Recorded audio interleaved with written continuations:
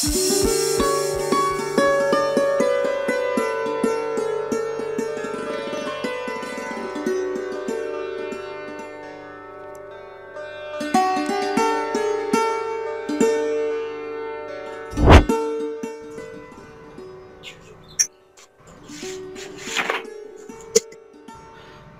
नमस्कार. मुख्यमंत्री माझी शाळा सुंदर शाळा या महाराष्ट्र शासनाच्या उपक्रमाचा शुभारंभ झालेला आहे. 1 जानेवारी ते 15 फेब्रुवारी या कालावधीत हा उपक्रम होणार आहे आणि हा उपक्रम हा राज्यातील सर्व माध्यमाच्या सर्व व्यवस्थापनाच्या शाळा यामध्ये अवलंबला जाणार आहे. तर आता हे अभियान कसं आहे आणि या अभियानाची व्याप्ती, त्याचे मूल्यांकन कसे होणार आहे या संदर्भात थोडक्यात सांगतो.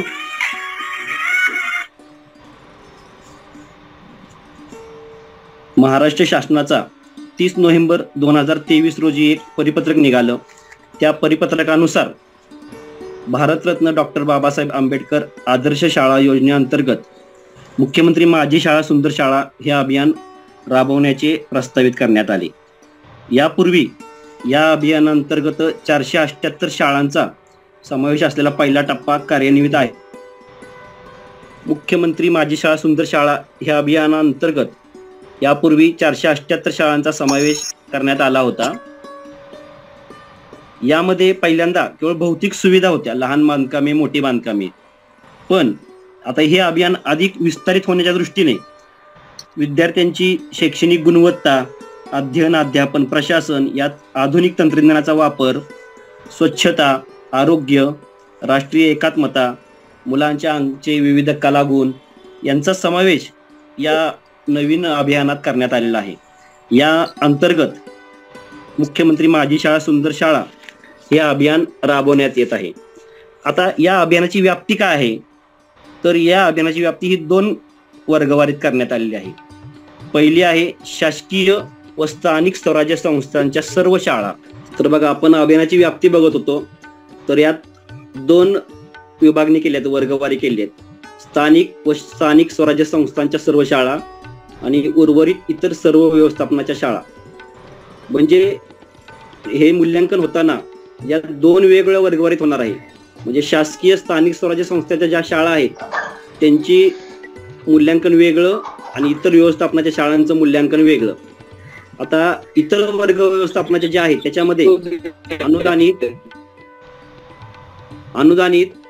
विना अनुदानित, स्वयं अर्थसहाय्यित सर्व प्रकारच्या शाळा या दुसऱ्या वर्गवारीत करण्यात आलेल्या आहेत. आता अजून एक वर्ग आहे त्यात महानगरपालिकेचा, पण आपल्या सातारा जिल्ह्यामध्ये महानगरपालिका कुठेही नाहीये.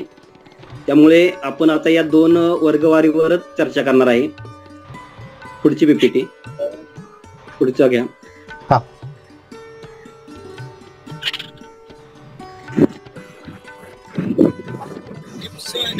सर पुढची घ्या. बघा, आता यामध्ये उर्वरित महाराष्ट्र कार्यक्षेत्रातील ज्या शाळा आहेत त्याच्यामध्ये पिजवडी ते वारोगडे का नाही त्याच्या सरळ रेषेमध्ये शाळा. पहिल्यांदा केंद्र स्तरानंतर तालुका स्तर, विभाग स्तर, नंतर राज्यस्तर असे हे टप्पे आहेत. आता याच्यामध्ये पहिल्यांदा केंद्र स्तरावर शाळा निवडून मग त्या तालुका स्तरावर आणि जिल्हा स्तर, विभाग या पद्धतीने त्यांचं मूल्यांकन होणार आहे. ते आपण पुढे बघणारच आहे, अशा प्रकारे मूल्यांकन होणार आहे. Next page.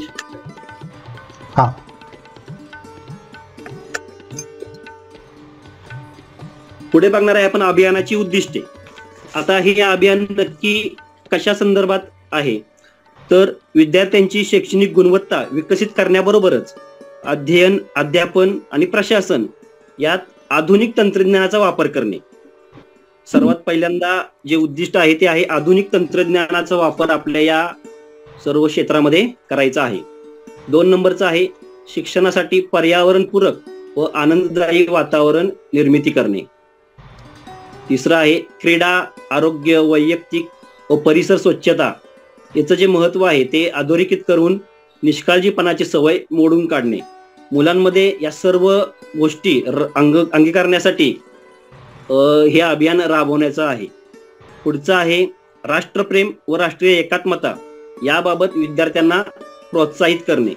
विविध आपण जे उपक्रम घेऊन त्या उपक्रमातून हे गुण आपल्या विद्यार्थ्यांमध्ये अंगीकारायचे आहेत.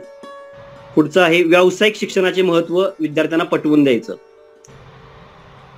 त्यानंतर त्यांच्या व्यक्तिमत्वाची जडणघडण करणे. शाळेचे जे माजी विद्यार्थी आहेत, गावातील ग्रामस्थ, पालक यांच्यात शाळेविषयी कृतज्ञतेची व उत्तरदायित्वाची भावना निर्माण करणे. आता ही उद्दिष्ट साध्य करण्यासाठी आपल्याला हा उपक्रम 45 दिवसात राबवायचा आहे. आणि हा म्हणजे वर्षभरात जे उपक्रम आपले जे होणार आहेत ते सुद्धा याच्यामध्ये अंतर्भूत होणार आहेत.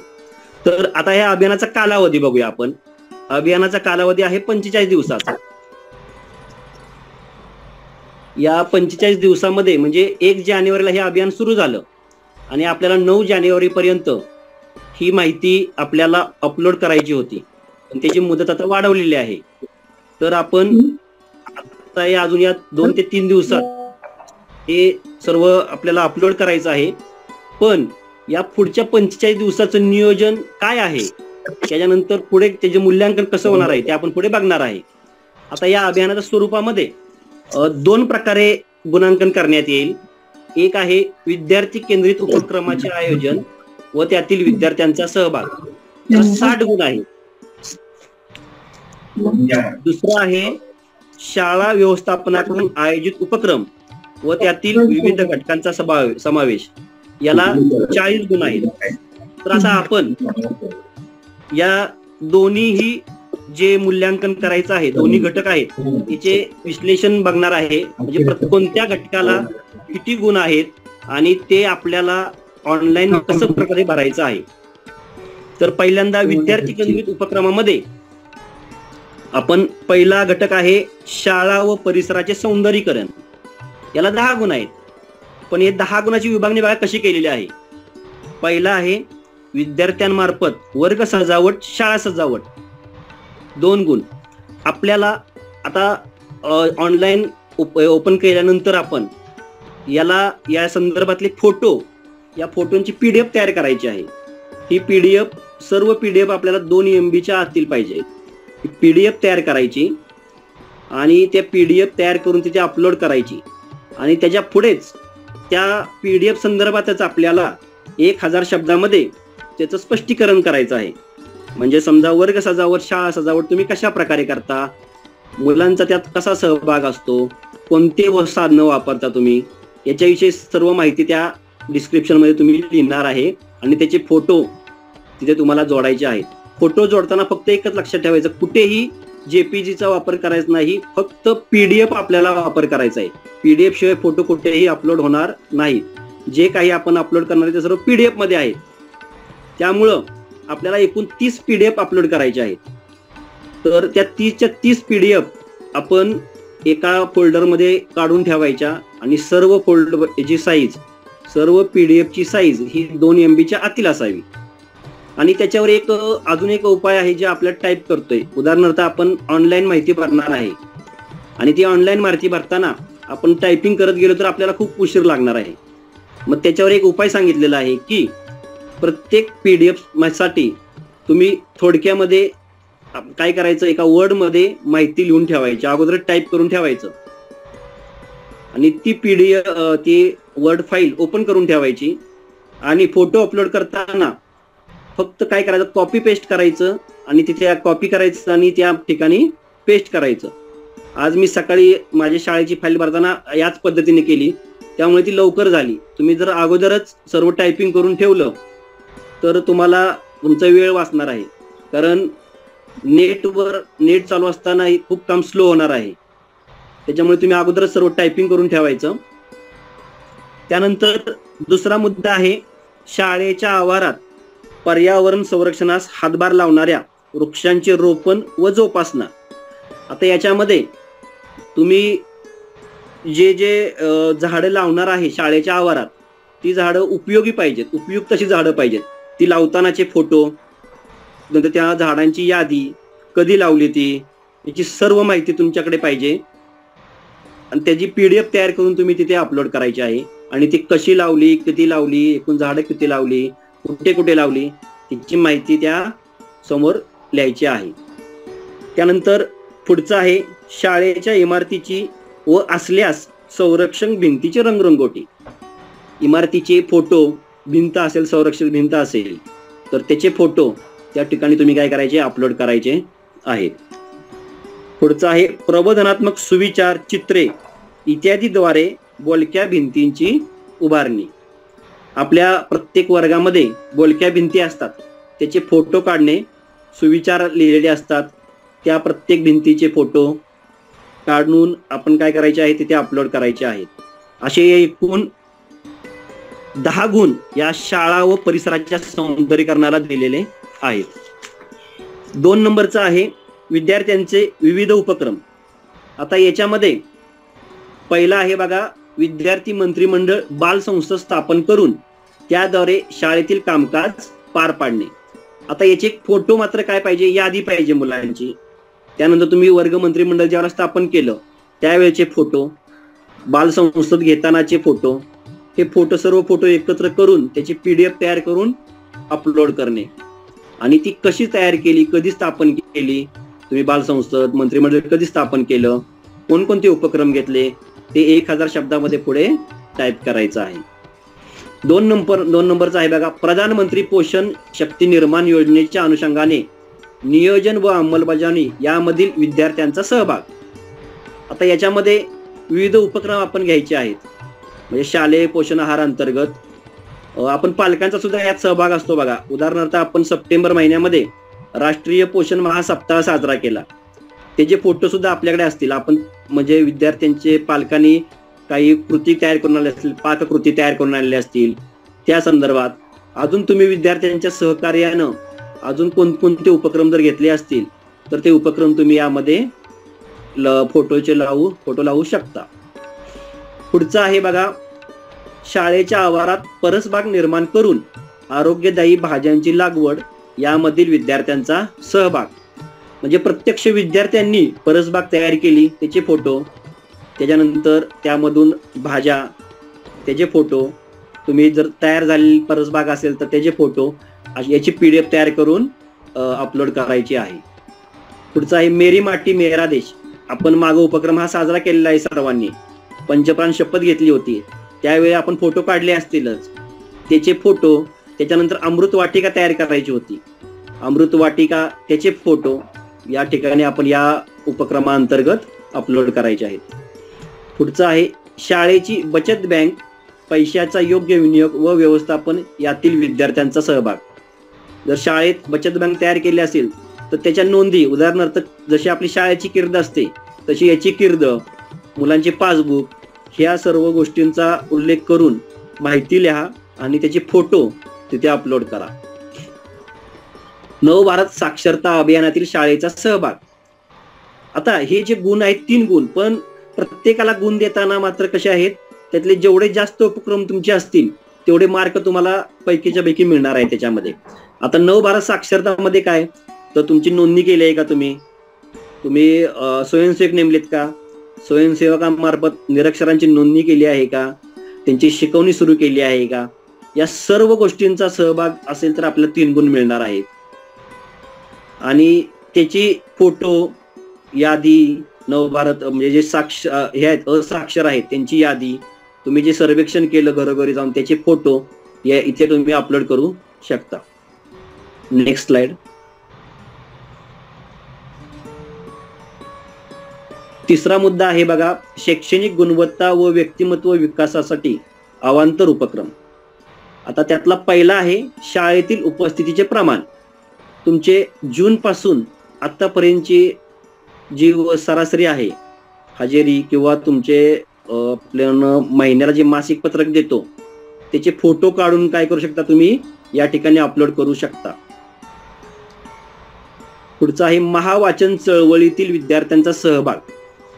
एक GR आला होता महावाचन चळवळीचा,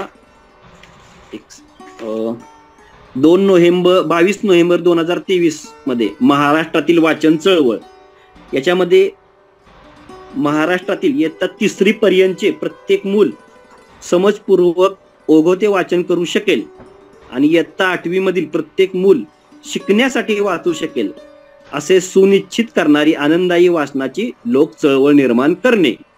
या अंतर्गत जर तुम्ही जे उपक्रम घेतले असतील या महावाचन चळवळी अंतर्गत, तर तुम्ही ते फोटो त्यामध्ये अपलोड करू शकता. त्याचा GR पण बघा आपल्यापाशी आहे, महाराष्ट्रातील वाचन चळवळीचा 22 नोव्हेंबर 2023 रोजीचा. त्यानंतर पुढचा आहे वक्तृत्व स्पर्धा, लेखन स्पर्धा, संगीत स्पर्धा, इतर कला स्पर्धा यांचे आयोजन व त्यातील विद्यार्थ्यांचा सहभाग. शाळा स्तरावर तुम्ही स्पर्धा घेतल्या असतील त्याचे फोटो अपलोड करा. नंतर त्यातून केंद्रावर, बेटावर, आपल्या तालुका स्तर, जिल्हा स्तर, ज्या ज्या ठिकाणी मुलांचा जर सहभाग असेल तर त्यांचे प्रमाणपत्र जर मिळाले असतील, प्रमाणपत्र, त्याचे फोटो ते तुम्ही या ठिकाणी अपलोड करून त्यांची नावं सुद्धा तुम्ही या डिस्क्रिप्शन मध्ये लिहू शकता. कोणकोणत्या स्पर्धेत कोणाला बक्षीस मिळाली ते तुम्ही लिहू शकता त्यामध्ये. यानंतर या 3ऱ्या मधला शेवटचा आहे NCC, स्काउट गाईड, MCC व समान प्रकारच्या इतर उपक्रमातील विद्यार्थ्यांचा सहभाग. आता NCC, MCC बऱ्यापैकी हायस्कूलमध्ये असते, त्यामुळे ते या ठिकाणी गुण घेऊ शकतात. पण जर लहान शाळा असेल तर कप बुलबुल आणि स्काउट गाईड यामध्ये जर विद्यार्थ्यांचा सहभाग असेल, त्याच्यामध्ये तुमची नोंदणी केली असेल तर नोंदणी प्रमाणपत्र तुमचं लागणार आहे. त्याच्यानंतर तुम्ही त्याच्या अंतर्गत जर कोणकोणते उपक्रम जर घेतले असतील तर ते या उपक्रमाची माहिती तुम्ही या ठिकाणी नोंद करू शकता. पुढचा 4था मुद्दा आहे शाळेची इमारत व परिसराची स्वच्छता. याला 10 गुण आहेत. एकाच मुद्द्याला बघा 10 गुण आहेत. स्वच्छता मॉनिटर हा अभियान हा आपण एक पहिला टप्पा राबवला होता. म्हणजे विद्यार्थ्यांनी बाहेर जे व्हिडिओ तयार केलेले असतील किंवा आपण शाळेमध्ये मुलांनी बाहेर काय केलं, कृती कोणती केली, कोणाला प्रोत्साहन दिलं स्वच्छतेसंदर्भात, तर त्याचे आपण व्हिडिओ तयार करून आपल्याला अपलोड करायचे होते. आता हा टप्पा 2 आपण आता राबवण्यास सुरुवात झाली आहे. 2-3 दिवसापूर्वीच याची एक लिंक आली होती आणि आपल्याला रजिस्ट्रेशन करायला सांगितलं होतं. याचं रजिस्ट्रेशन आता करायचं आहे आणि या टप्पा 2 मध्ये सहभाग घ्यायचा आणि जे तुमच्या तुम्ही फोटो किंवा व्हिडिओ जे अपलोड केले असतील त्या संदर्भामध्ये यामध्ये तुम्ही माहिती लिहू शकता. या एकाच मुद्द्याला बघा 10 गुण दिलेले आहेत. पुढचा आहे 5वा मुद्दा आहे राष्ट्रीय एकात्मतेस प्रोत्साहन देण्याबाबतचे उपक्रम. हा एक वेगळा उपक्रम आहे. तर काय करायचं आहे तर देशातील कोणतेही एक राज्य एका शाळेने निवडायचं आणि त्या राज्यातला सांस्कृतिक वारसा म्हणजे त्यांचे पेहराव, त्यांचा पोशाख, त्यांचं खानपान, सण, उत्सव इत्यादी बाबत त्यांची माहिती घ्यायची आणि त्याचं सादरीकरण करायचं. आपण बघा एका गीत मंच वगैरे किंवा कोणत्याही आता समजा बालन मेळावा आहे याच्यामध्ये सुद्धा आपण एखादं परराज्यातलं गीत घेऊन त्याचं सादरीकरण सुद्धा आपण घेऊ शकतो आणि त्याचे गुण आपल्याला मिळू शकतात. शेवटचा मुद्दा आहे 6वा विविध क्रीडा स्पर्धांचे आयोजन. आता याच्यामध्ये मात्र बघा कसं दिलेलं आहे, आपण स्पर्धा घेतलेल्या आहेत, केंद्र स्तरावर झाल्यात, बेटावर झाल्या, तालुक्यावर झाल्या, आता जिल्ह्यावर सुद्धा स्पर्धा आहेत. याच्यामध्ये ज्या स्पर्धेमध्ये मुलांना बक्षिसं मिळाली आहेत, शाळेचा नंबर आलेला आहे, त्याची तुम्ही नोंद करू शकता. आणि याच्या व्यतिरिक्त जे देशी खेळ आहेत, उदाहरणार्थ सूरपारंब्या, आट्यापाट्या, कबड्डी, अजून वेगळे खेळ म्हणजे लेझिम आहे, लगोरी, असे जे विविध देशी खेळ आहेत त्या देशी खेळाचा तुम्ही जर सराव शाळेत घेतला आणि त्याचे जर फोटो जर तुम्ही अपलोड केले तर यामध्ये चालू शकतात. विविध खेळामध्ये यासाठी तुम्ही काय करायचं, जास्त करून देशी खेळांना प्राधान्य द्यायचे. त्या मुलींचे बघा काचा कवड्या असतात, गिजगे असतात, असे विविध खेळ तुम्ही याच्यामध्ये घेऊ शकता. अशा प्रकारे या पहिल्या घटकामध्ये एकूण 60 गुणांचे आपल्याला मार्क आहेत. 60 गुणापैकी जास्तीत जास्त गुण आपल्याला कसे मिळतील याच्यामध्ये आपण बघा घेऊ शकतो, मार्क जास्तीत जास्त घेऊ शकतो. याच्यानंतर दुसरा घटक आहे शाळा व्यवस्थापनाकडून आयोजित उपक्रम. व त्यातील विविध घटकांचा समावेश. आता याला एकूण गुण आहेत, 40 गुण आहेत. यातला पहिला घटक आहे आरोग्य. याच्यामध्ये विद्यार्थ्यांची आरोग्य तपासणी. आता विद्यार्थ्यांची आरोग्य तपासणी होते सगळ्यांची, पण शिक्षक आणि शिक्षकेतर कर्मचारी यांची सुद्धा आरोग्य तपासणी करून घेऊन त्याचं प्रमाणपत्र आपल्याला मिळवायचं आहे. आणि याचे प्रमाणपत्र आपल्याला या ठिकाणी अपलोड करायचे आहेत. विद्यार्थ्यांचे जे माहिती आपण घेतो, एका कागदावर सर्व विद्यार्थी असतील, त्यांची तपासणी झालेली असेल किंवा शेरा दिलेला असेल आरोग्य अधिकाऱ्यांनी, त्याची सुद्धा आपण या ठिकाणी फोटो जोडू शकतो. दुसरं आहे शाळेत प्रथमोपचार पेटीची उपलब्धता. प्रथमोपचार पेटी आणि त्याच्यामध्ये सर्व साहित्य असावं आणि त्या साहित्याचा फोटो या ठिकाणी आपण अपलोड करून थोडक्यात माहिती, त्या पेटीमध्ये काय काय साहित्य आहे ते आपण त्या ठिकाणी लिहू शकतो. पुढचं आहे बदलत्या जीवनशैलीमुळे लहान वयात होऊ लागलेल्या लठ्ठपणा, मधुमेह, डोळ्यांचे विकार असे जे विविध आजार होतात त्यासाठी प्रतिबंधात्मक कोणकोणते उपाय करता येतील यासाठी एखादं तज्ज्ञ व्यक्तीचं मार्गदर्शन व्याख्यान आपल्याला घ्यायचं आहे. आणि त्या व्याख्यानाचा फोटो, कोण आलं होतं, त्यांची माहिती, त्यांनी काय सांगितलं थोडक्यात, याचं डिस्क्रिप्शन आपण काय करायचं आहे ते करायचं आहे. त्याला सुद्धा 3 गुण आहेत. पुढचं आहे किशोरवयीन विद्यार्थ्यांसाठी मासिक पाळी व्यवस्थापनाबाबत समुपदेशन सत्राचे आयोजन. यासाठी आरोग्य केंद्रातल्या नर्स आहेत, त्यांचे एक मार्गदर्शन तुम्ही इथे शाळेमध्ये घेऊ शकता आणि त्याबाबत त्यांचं माहिती घेतानाचा फोटो अपलोड करू शकता. कोणी केलं त्याचं माहिती आपण त्या ठिकाणी लिहू शकतो. हात स्वच्छ धुण्याचे योग्य पद्धतीचे प्रात्यक्षिक व त्यासाठीची सुविधा. यासाठी आपल्याला प्रात्यक्षिक कसं आहे, हात कशा पद्धतीने स्वच्छ धुवायचा आहे. आपण ज्यावेळेला 15 ऑक्टोबरला हात धुवा दिन साजरा करतो त्यावेळेला आपण दाखवतो मुलांना प्रात्यक्षिक, पण दररोज मुलांनी त्या पद्धतीने हात स्वच्छ धुतले पाहिजेत आणि त्यासाठी हँडवॉश स्टेशनची अत्यंत आवश्यकता आहे आणि त्याचे फोटो आपल्याला त्या ठिकाणी अपलोड करायचे आहेत. आणि याचं मूल्यांकन होताना समजा मुलं जर शाळेत कोण मूल्यांकनाला आलं आणि बरोबर जेवणाची वेळ झाली तर मुलं हात स्वच्छ धुतात का अगोदर, जेवणाच्या अगोदर, हे त्यावेळेला बघितलं जाऊ शकतं. त्यामुळं दररोज मुलांना याची सवय लावायची आहे हात स्वच्छ धुण्यासाठी. पुढचं आहे आर्थिक साक्षरता व कौशल्य विकास. हा एक मोठा नवीन उपक्रम या ठिकाणी आहे बघा. आता आपण बघतो अनेक ठिकाणी ऑनलाईन फसवणूक होते. या फसवणुकीसाठी परावृत्त करण्यासाठीच मुलांना आतापासूनच विविध UPI सारखे जे वापर आहे आणि ते वापर करताना कोणती काळजी घ्यावी, बँकांचे व्यवहार कसे करावे, त्यासाठी तुम्ही बँकांमध्ये मुलांना घेऊन जाऊन तिथले फोटो, पोस्टामध्ये जाऊन घेऊ शकता, तिथले फोटो या ठिकाणी अपलोड करायचे आहेत. आणि मुलांना त्याची माहिती देताना म्हणजे तुम्ही UPI कसं वापरायचं याचं प्रात्यक्षिक तुम्ही द्यायचे आहे. याला 5 गुण दिलेले आहेत बघा. त्याचबरोबर पैशाचं नियोजन म्हणजे अनावश्यक खर्च कसा टाळावा हे मुलांना माहिती त्यांना द्यायची आहे. पुढचं आहे कौशल्यावर आधारित व्यावसायिक शिक्षण. यासाठी आपण आपल्या आजूबाजूला जे अनेक कौशल्यातीत व्यक्ती असतात तर त्या व्यक्तींची मदत घेऊन मुलांना आपण त्यांचं मार्गदर्शन मिळवून देऊ शकतो. उदाहरणार्थ कोण तबला वाजवते तर त्यांचं मार्गदर्शन, पेटी, नंतर कुंभारकाम करणारे असतात त्यांचं मार्गदर्शन, असे विविध जे तज्ज्ञ व्यक्ती आहेत भरपूर क्षेत्रामध्ये असतात, त्या प्रत्येक क्षेत्रातल्या व्यक्तींचं मार्गदर्शन आपण या ठिकाणी घेऊन त्या ठिकाणी त्यांच्या मुलांना मार्गदर्शन करून द्यायचं आहे. त्याचबरोबर आजूबाजूची बघा इंजिनिअरिंग कॉलेज आहेत, फार्मसी कॉलेज आहेत, या कॉलेजमधले जे कोण त्यांच्या मार्फत आपण म्हणजे त्यांना संपर्क करून त्यांनी जर काही माहिती मुलांना दिली, म्हणजे त्यांच्या अभ्यासक्रमाची माहिती जर मुलांना दिली, म्हणजे इंजिनिअरिंगची, फार्मसी वगैरे अशा अनेक गोष्टींची माहिती जर मुलांना दिली तर भविष्यामध्ये मुलं प्रवेश घेण्याच्या संदर्भामध्ये विचार करू शकतील. म्हणून त्याची माहिती, अभ्यासक्रमाची ओळख, संस्थांची माहिती या मुलांना करून द्यायची आहे आणि त्याचं मार्गदर्शन घेताना फोटो वगैरे काढून आपण अपलोड करायचे आहेत. 3 नंबर आहे भौतिक सुविधा, अध्ययनाशी संबंधित आधुनिक साधनांची उपलब्धता. आता आपल्या बऱ्याच शाळांमध्ये टीव्ही, कॉम्प्युटर, प्रोजेक्टर, प्रिंटर बऱ्याच शाळांमध्ये आहेत.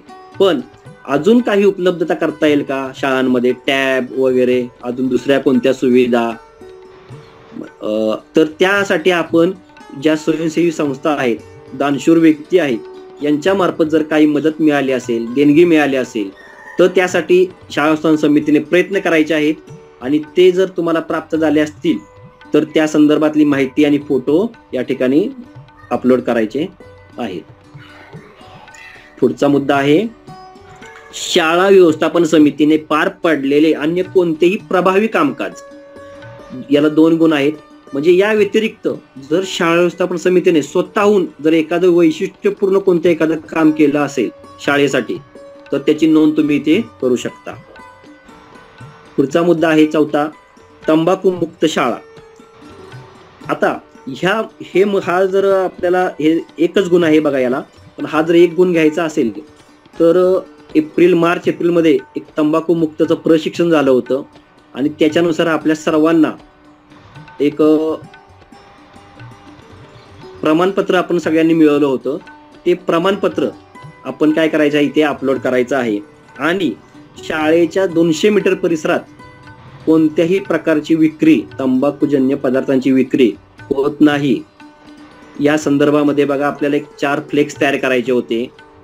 आणि ते फ्लेक्स घेऊन आपण ॲपवर आपल्याला माहिती अपलोड करायची होती. त्याचं जर प्रमाणपत्र तुम्हाला मिळालं असेल तर तुम्ही ते प्रमाणपत्र या ठिकाणी अपलोड करू शकता आणि त्या संदर्भामध्ये माहिती तुम्ही पुढे लिहू शकता. पुढे आहे प्लॅस्टिक मुक्त शाळा. शाळेमध्ये कोणत्याही प्रकारचं प्लॅस्टिक वापरायचं नाही. म्हणजे ज्याला बंदी आहे असे, म्हणजे ठराविक मायक्रो जे आहेत 50 मायक्रो त्यापेक्षा जर कमी असेल तर त्याला बंदी आहे. मग त्याचं कोणत्याही प्रकारचा वापर आपल्या शाळेमध्ये होता कामा नये.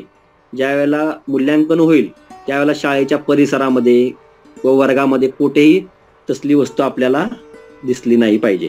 मग त्यामुळे आपण त्याचा एक फोटो स्वच्छ वर्गातला, तिथे कुठेही काही नाही, हा एक फोटो आपण अपलोड करू शकतो त्या ठिकाणी. पुढचं आहे बघा, जे आपण मध्यान्ह भोजन योजना आहे त्यामध्ये जे शिल्लक अन्न राहतं, म्हणजे भात सगळा संपलाय पण मुलांचं जे खरकट आहे त्याच्यावर तुम्ही कोणती प्रक्रिया करता. म्हणजे उदाहरणार्थ अनेक शाळांमध्ये गांडूळ खत प्रकल्प आहे. मग खत प्रकल्प जर समजा असेल कुठे तर त्याचे फोटो तुम्ही त्या ठिकाणी अपलोड करू शकता. जर गांडूळ खत प्रकल्प नसेल तर तुम्ही त्या अन्नाची विल्हेवाट कशी लावता त्याची माहिती तुम्ही काय करायची तिथे लिहायची आहे. पुढचा 5वा शेवटचा मुद्दा आहे शाळेचे माजी विद्यार्थी, पालक, स्थानिक सेवाभावी संस्था यांचा शक्य त्या ठिकाणी अधिकाधिक सहभाग. म्हणजे जे विद्यार्थी केंद्रित जे वर्षभर उपक्रम होतात त्या प्रत्येक उपक्रमामध्ये शाळेच्या माजी विद्यार्थ्यांनी, पालकांनी, इतर संस्थांनी काय काय मदत केली, त्यांचा सहभाग कसा होता, या ठिकाणी तुम्ही काय करायचं आहे इथे माहिती लिहायची आहे. आता हे जे झाले 40 गुण, असे 60 आणि 40 गुण असे 100 गुणांचे हे मूल्यांकन होणार आहे.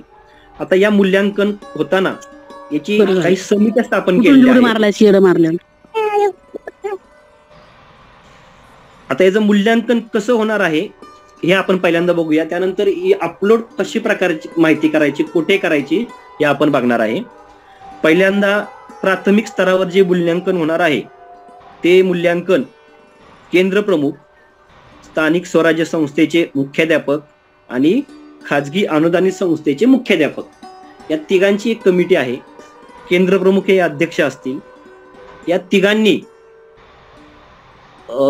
केंद्रातल्या शाळा पण आपलं केंद्र सोडून दुसरं केंद्र, म्हणजे जे वरून नियोजन येईल त्याप्रमाणे दुसऱ्या केंद्रात जाऊन त्या सर्व केंद्रातल्या सर्व शाळांचं मूल्यांकन या समितीने करायचं आहे, या तिघांच्या समितीने करायचं आहे.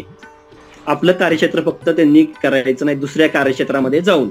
आता याच्यामध्ये प्रत्येक एक शाळा एका गटामध्ये निवडायची. म्हणजे केंद्रातली एक जिल्हा परिषद शाळा आणि एक इतर खाजगी व्यवस्थापनाची शाळा अशा 2 शाळा पहिल्यांदा निवडायच्या आणि या निवडल्यानंतर तालुका स्तरावरचं मूल्यांकन होणार आहे. केंद्रावर फक्त एकच शाळा निवड करायची आहे. आता तालुका स्तरावर मात्र निवडताना आपल्याला 3 शाळा निवडायच्या आहेत. तर त्याच्यामध्ये गट विकास अधिकारी हे अध्यक्ष आहेत, गट शिक्षणाधिकारी सदस्य आणि सेवा ज्येष्ठ विस्तार अधिकारी हे सदस्य सचिव. हे 3 जण तालुका स्तरावरील मूल्यांकन समितीत असणार आहेत. त्यातून 3 क्रमांक निवडले जाणार आहेत. 3 क्रमांक म्हणजे एकूण 6 क्रमांक होणार आहेत. 3 क्रमांक जिल्हा परिषद शाळांचे आणि 3 क्रमांक इतर व्यवस्थापनाच्या शाळांचे, असे 6 क्रमांक एकूण निवडले जाणार आहेत. त्याच्यानंतर जिल्हा स्तरावर पण त्याच पद्धतीने 3 आणि 3 6 क्रमांक निवडले जाणार. त्याचप्रमाणे विभागीय स्तरावर आणि शेवट राज्य स्तरावर. आता याचं पारितोषिक बघायचं आहे आपण आता. तर ज्या वेळेला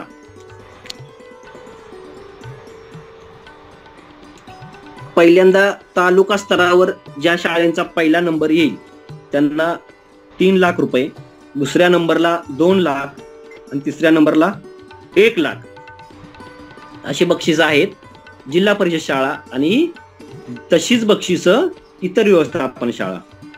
आणि जिल्हास्तरीय मध्ये 11 लाख, 5 लाख आणि 3 लाख अशी बक्षिसं आहेत. विभाग स्तरावर 21 लाख, 11 लाख आणि 7 लाख आणि तर राज्य स्तरावर 51 लाख, 21 लाख आणि 11 लाख अशी बक्षिसं आहेत. म्हणजे जर राज्यावर जर पहिला नंबर असेल आणि त्याचा जर प्रत्येक ठिकाणी जर प्रथम क्रमांक आला असेल तर एकूण 86 लाखाचं बक्षीस त्या शाळेला मिळू शकतं. दोन्ही गटामध्ये वेगवेगळं. आता हे आपण बघितलं बक्षिसाचं. आता आपण मुख्य मुद्द्याकडे जाऊया. तर ही माहिती भरायची कोठे आणि अपलोड कोठे करायची. त्याच्या अगोदर कोणाला काही शंका आहे का या संदर्भात?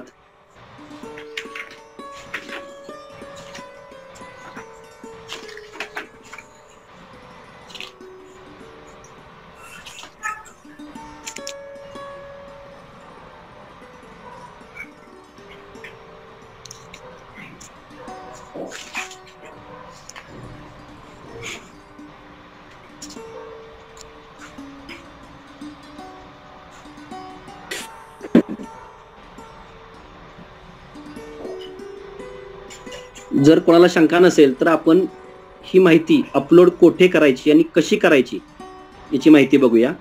बघा, आपल्या सर्वांचं सरळ स्कूल पोर्टल आहे. या स्कूल पोर्टलला ओपन केल्यानंतर या स्कूल पोर्टलवर मुख्यमंत्री माझी शाळा सुंदर शाळा हा नवीन टॅब ओपन झालेला आहे. आता स्कूल पोर्टलवर जर सगळ्यांचा UDIS युजर ID असतो आणि पासवर्ड सगळ्यांकडे असेलच. जर पासवर्ड नसेल, जर सापडत नसेल, लक्षात नसेल तर केंद्र प्रमुख लॉग इन वरून पासवर्ड तुम्ही रिसेट करू शकता. पासवर्ड आपल्या स्कूल पोर्टलला म्हणजे आपण MDM स्टुडंट असे आपले पासवर्ड आहे तसं स्कूल पोर्टल आपण दर वर्षी भरतोय. आता एकांचा प्रश्न आहे बघा की पासवर्ड कोणता. स्कूल पोर्टल आपण दरवर्षी माहिती भरतो बघा. भरपूर मुद्दे त्यात असतात, एक 40-50 मुद्दे आहेत, आपण ते भरतो दरवर्षी. त्या स्कूल पोर्टलवरच हा टॅब ओपन झालेला आहे. त्यामुळे त्याला वेगळं काही लॉग इन नाही. आपल्या स्कूल पोर्टलवर लॉग इन करायचं सर. सरळ स्कूल पोर्टलवर. आपण पोर्टल ओपन करून बघूया. हा चालते. तुम्ही बोला तोपर्यंत चालू. हा ठीक आहे. आणि जर कोणाला पासवर्ड जर नसेल मिळत तर केंद्र प्रमुख लॉग इन वरून पासवर्ड रिसेट होऊ शकतो.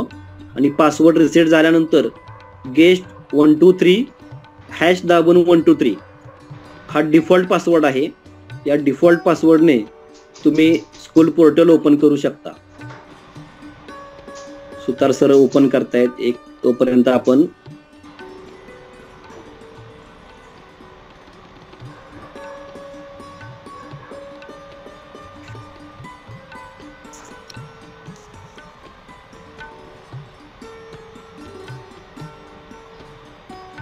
सुतार सर, हा एक त्याची एक पीपीटी आहे आपल्यापाशी एक. आहे का? मग ठीक आहे, पीपीटी आहे. शेअर करा.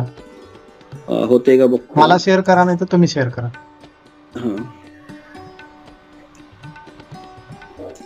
हा हे बघा झालेलं आहे ओपन. दिसते का सगळ्यांना?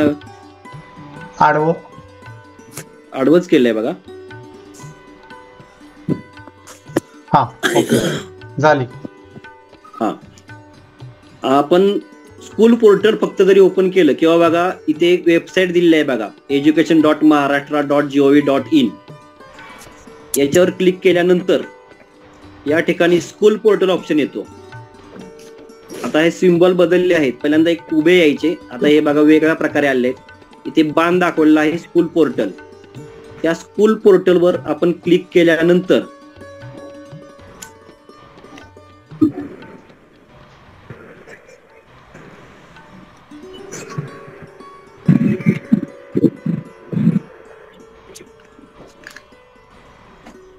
हे बघा इथे लॉग इन हिअर आपला युजर आय डी म्हणून आपला UDIS आणि खाली पासवर्ड, स्कूलचा पासवर्ड जो आहे तो टाकायचा, कॅप्चा टाकून लॉग इन करायचं.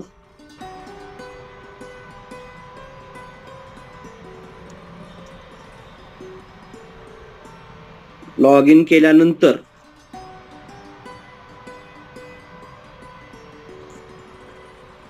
हे बघा हे सर्व असे टॅब आहेत. हे आपण टॅब भरत होतो. तर या ठिकाणीच उजव्या कोपऱ्यामध्ये मुख्यमंत्री माझी शाळा सुंदर शाळा हा नवीन टॅब ओपन झालेला आहे. आता या वर्षी जर तुम्ही पहिल्यांदा जर ओपन करणार असाल स्कूल पोर्टल, तर तुम्हाला पहिल्यांदा काय करावं लागणार आहे, तर मागची माहिती तुमची चेक करायची आहे. मागची माहिती चेक करून ॲग्री करून ज्या ज्या माहितीत तुम्हाला बदल करायचा आहे त्या बॉक्सवर क्लिक करून ॲक्सेप्ट करायचं आहे. आणि त्याशिवाय तुम्हाला ही टॅब ओपन होणार नाही.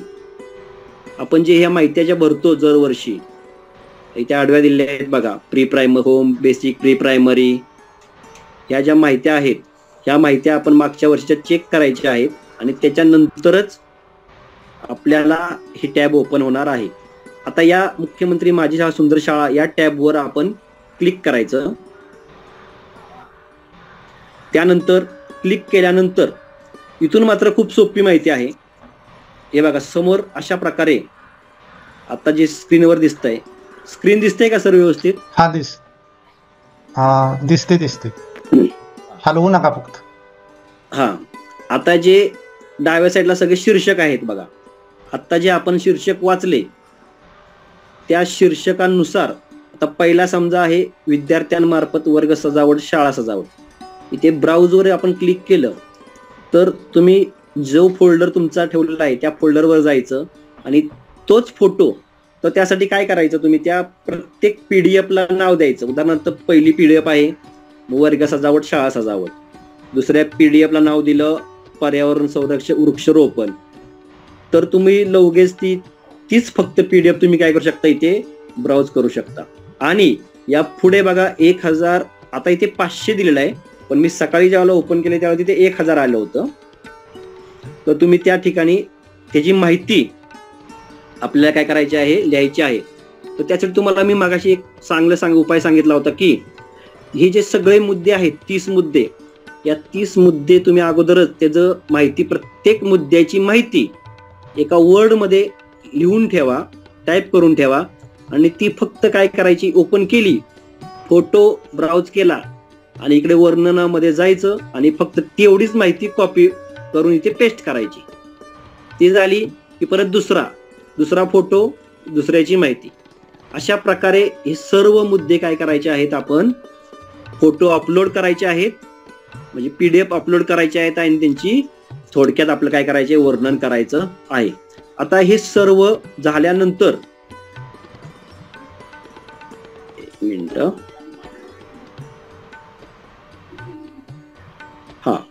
हे शेवटचा मुद्दा झाल्यानंतर एक सेकंद थांबा.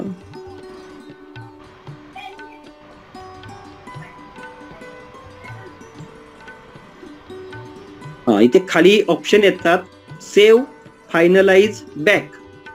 तुम्ही माहिती सेव्ह केली तर तुम्हाला परत एकदा माहिती कधीही तुम्ही ओपन करून भरू शकता. पण जर तुम्ही फायनलाइज केली तर मात्र तुम्हाला त्या माहितीमध्ये कोणताही बदल करता येत नाही. आणि सर्वात महत्त्वाचं, फोटो अपलोड करताना काळजीपूर्वक करा. कारण तुम्ही ज्या माहितीचा फोटो अपलोड करणार आहे तिथे जर तुमचा दुसरा फोटो अपलोड झाला तर तुम्हाला तो बदल करता येणार नाही.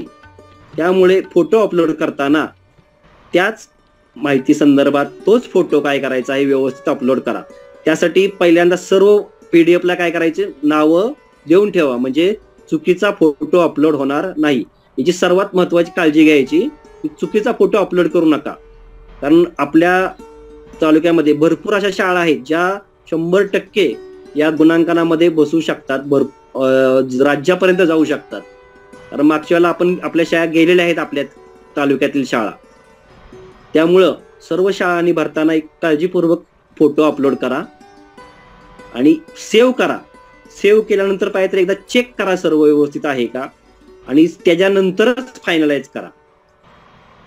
आणि पहिल्यांदा फायनलाइज होत नाही, पहिल्यांदा सेव्ह केल्याशिवाय फायनलाइज ऑप्शन येत नाही. म्हणजे तुम्ही सेव्ह सर्व पहिल्यांदा काय करायचे आहेत आणि नंतरच सर्व मुद्दे एकदा चेक करा. सर्व टाईप झाले का व्यवस्थित बघा, सर्व फोटो अपलोड झालेत का बघा, आणि त्यानंतरच काय करा, फायनलाइज करा. सेव्ह केल्यानंतर खाली असा ऑप्शन येतो, data save successfully, click here. मग सेव्ह सक्सेसफुली झाल्यानंतर पुन्हा एकदा क्लिक करा आणि त्याच्यानंतरच फायनलाइज करा.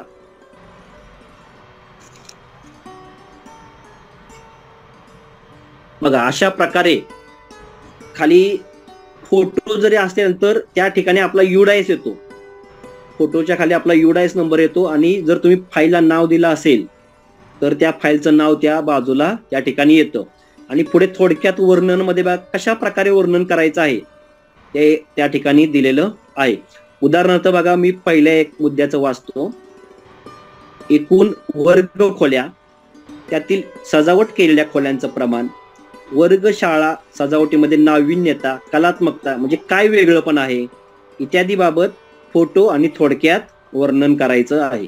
अशा प्रत्येक मुद्द्याचं वर्णन या ठिकाणी आपल्याला करायचं आहे आणि फोटो PDF आपल्याला अपलोड करायचा आहे.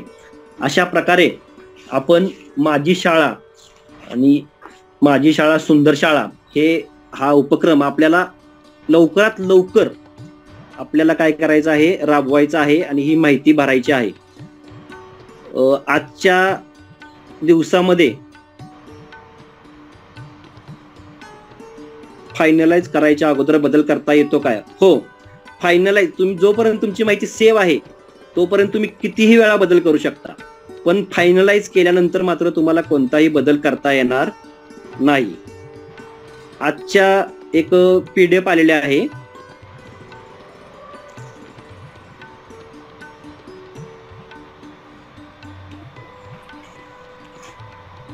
आपल्या तालुक्यामध्ये किती शाळांनी आतापर्यंत नोंदणी केलेली आहे.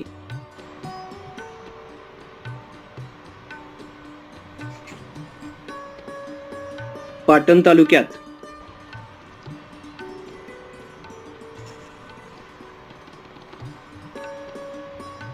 5 शाळांनी प्राथमिकच्या फायनलाइज केलेलं आहे आणि माध्यमिकच्या एका शाळेने फायनलाइज केलेलं आहे.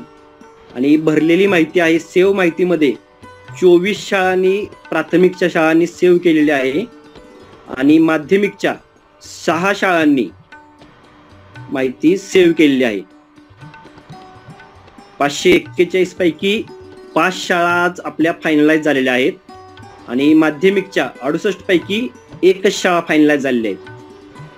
त्यामुळे अजून भरपूर शाळा आपल्याला राहिलेल्या आहेत. 515 शाळा प्राथमिकच्या आणि माध्यमिकच्या 66 शाळा.